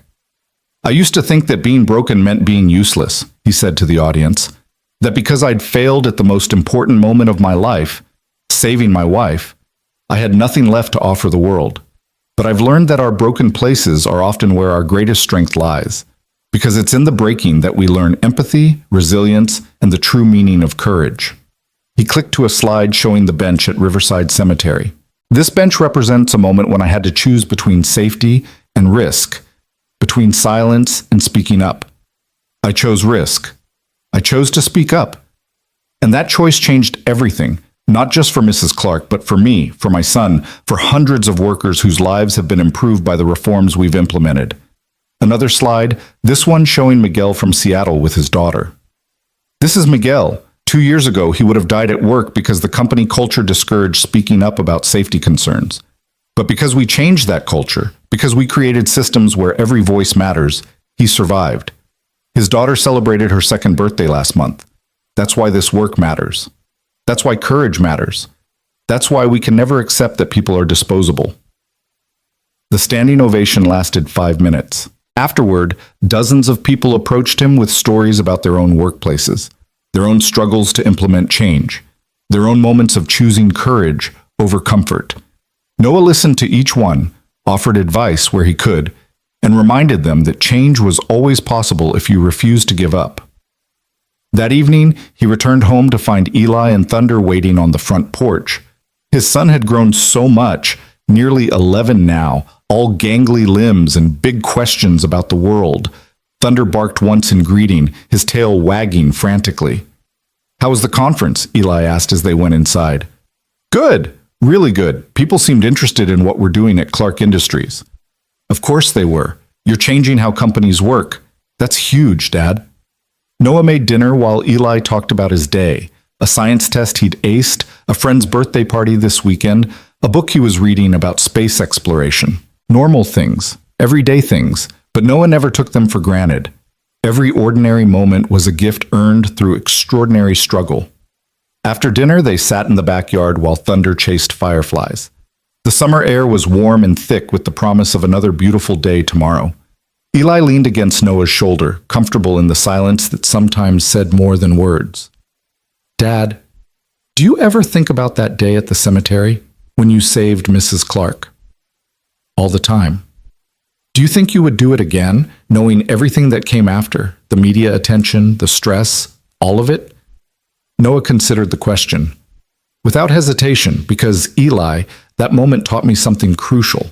It taught me that our instincts matter, that our voices matter, that one person really can make a difference.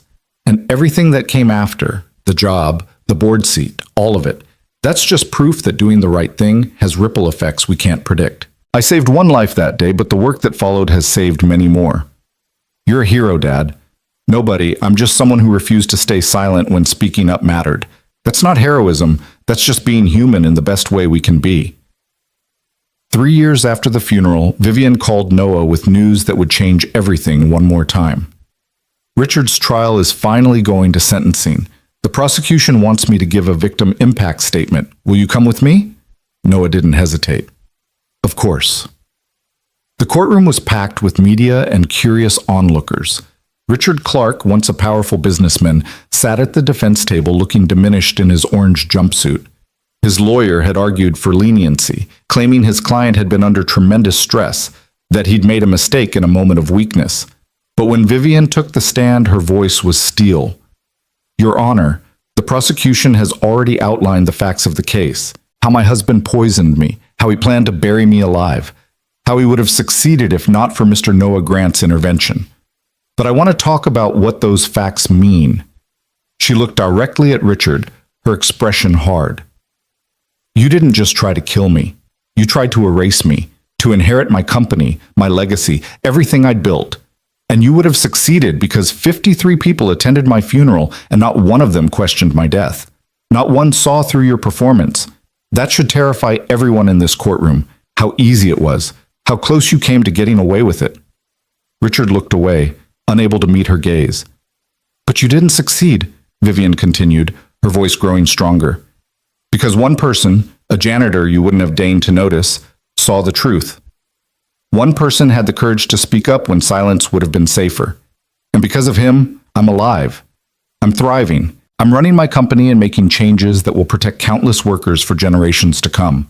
You wanted to bury me, Richard. Instead, you helped me rise." She turned back to the judge. "I'm not asking for leniency. I'm asking for justice. For me, for every person who's been betrayed by someone they trusted, for everyone who's been seen as disposable. He needs to understand that actions have consequences, that people matter, that you don't get to destroy lives without accountability." The judge sentenced Richard to 25 years in prison. As he was led away, he looked at Vivian one last time, and Noah, sitting in the gallery beside Margaret, saw something flicker across the man's face. Not remorse, but something close to it. the recognition of what he'd lost, what he'd destroyed, all for greed and ego. Outside the courthouse, media swarmed Vivian. She gave a brief statement thanking the prosecution and the jury, then added, "This case reminds us that justice requires courage, the courage to speak up, to testify, to refuse to let evil succeed through silence. Mr. Noah Grant showed that courage when he stopped my funeral. The jury showed it today. And I hope everyone watching this will remember that when they see injustice, when they know something is wrong, their voice matters. Silence protects perpetrators. Courage protects victims. Choose courage." That night, Noah, Vivian, Margaret, Eli, and Emily gathered at Vivian's estate for a quiet celebration. Not celebration of Richard's imprisonment, but of survival, of justice, of the 3 years they'd spent building something better from the ashes of that terrible day. "I've been thinking," Vivian said as they sat in the garden, stars emerging overhead, "about starting a foundation, something focused on workplace safety, second chances, and supporting people who speak up about injustice. I'd like you to help me run it, Noah. If you're interested." Noah looked at her. This woman who'd become so much more than a boss or a friend. She'd become family, part of the constellation of people who made his life meaningful. "I'm interested. What did you have in mind?" They talked late into the night, planning a foundation that would provide legal support for whistleblowers, fund safety improvements at small companies that couldn't afford them, and offer scholarships to people like Noah, those who'd been knocked down but refused to stay down. "We'll call it the Second Chance Foundation," Vivian decided, "because everyone deserves one." 5 years after the funeral, Noah stood at a podium in a convention center addressing 2,000 attendees at the National Safety Council's annual conference. He was 50 years old now, with gray at his temples and lines around his eyes that spoke of hard-won wisdom. Eli was 15, confident and bright, sitting in the front row with Vivian, Margaret, Marcus, and dozens of others whose lives had intersected with Noah's journey. 5 years ago, Noah began, his voice carrying across the massive room, "I was a janitor making minimum wage, trying to keep my son fed and my rent paid. I'd lost my wife, my career, my sense of purpose. I was broken in ways I didn't know how to fix. And then I overheard a conversation about a woman being poisoned, and I had to make a choice. Stay silent and stay safe, or speak up and risk everything." He clicked to a slide showing the cemetery, the funeral, the moment everything changed. "I chose to speak up. And that choice didn't just save Vivian Clark's life. It saved mine too. Because it reminded me that I still had value, that my voice still mattered, that broken people can still do extraordinary things." The presentation continued, showing the work of the past 5 years, the safety reforms at Clark Industries, the hundreds of lives saved through improved protocols, the foundation that had now helped 300 people fight for justice in their workplaces. He showed statistics, success stories, the tangible proof that change was possible when people refused to accept how things were. "But here's what I want you to remember," Noah said, coming to his conclusion. "This wasn't about me being special or heroic.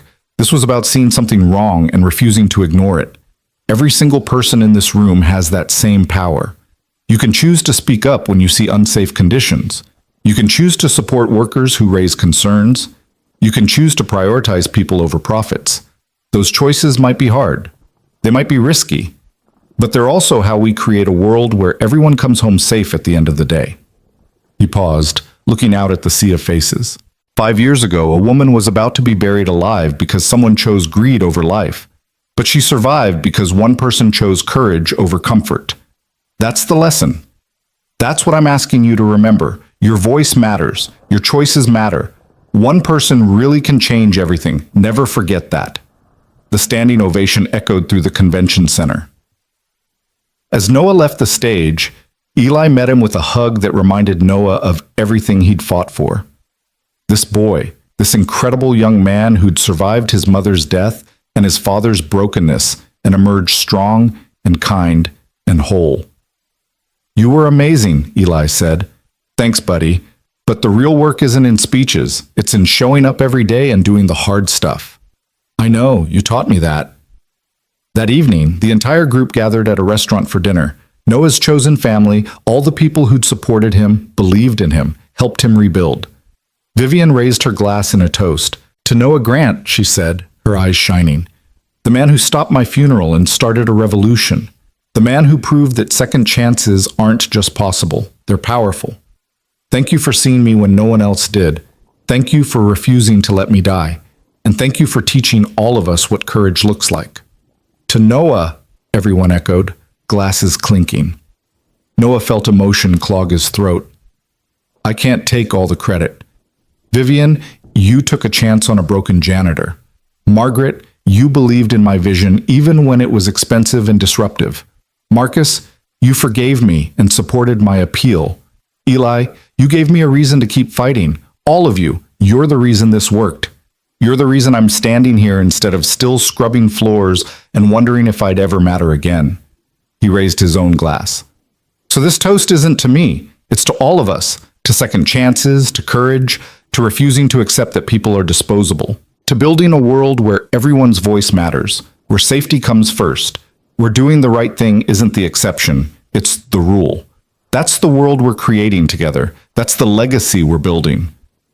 They drank to that, and the conversation flowed into laughter and stories and the comfortable warmth of people who'd been through fire together and emerged stronger.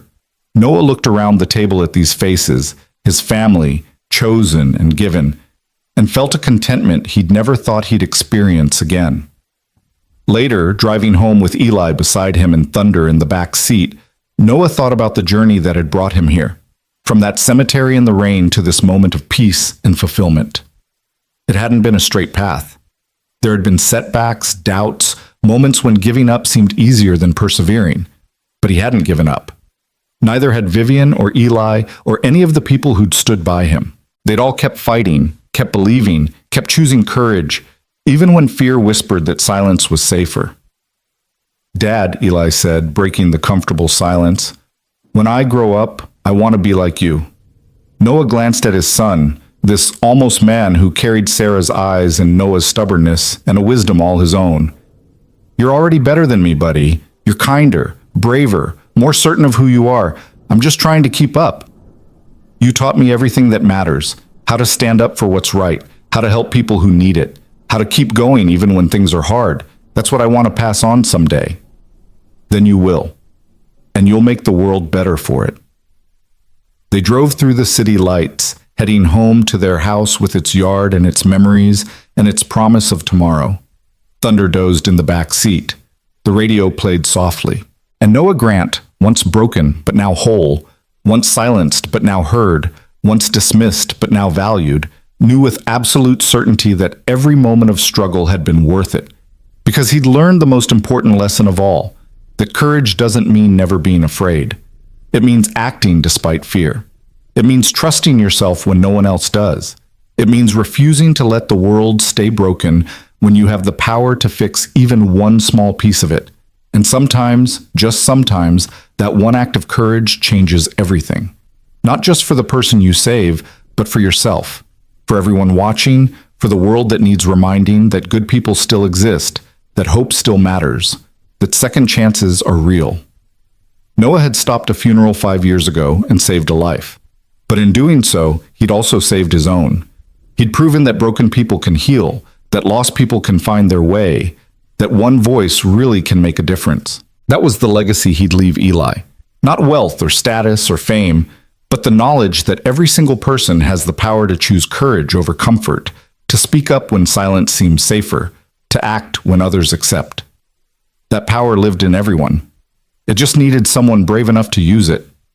And Noah Grant, the man who'd stopped a billionaire's funeral and started a revolution, had shown the world exactly what that bravery looked like.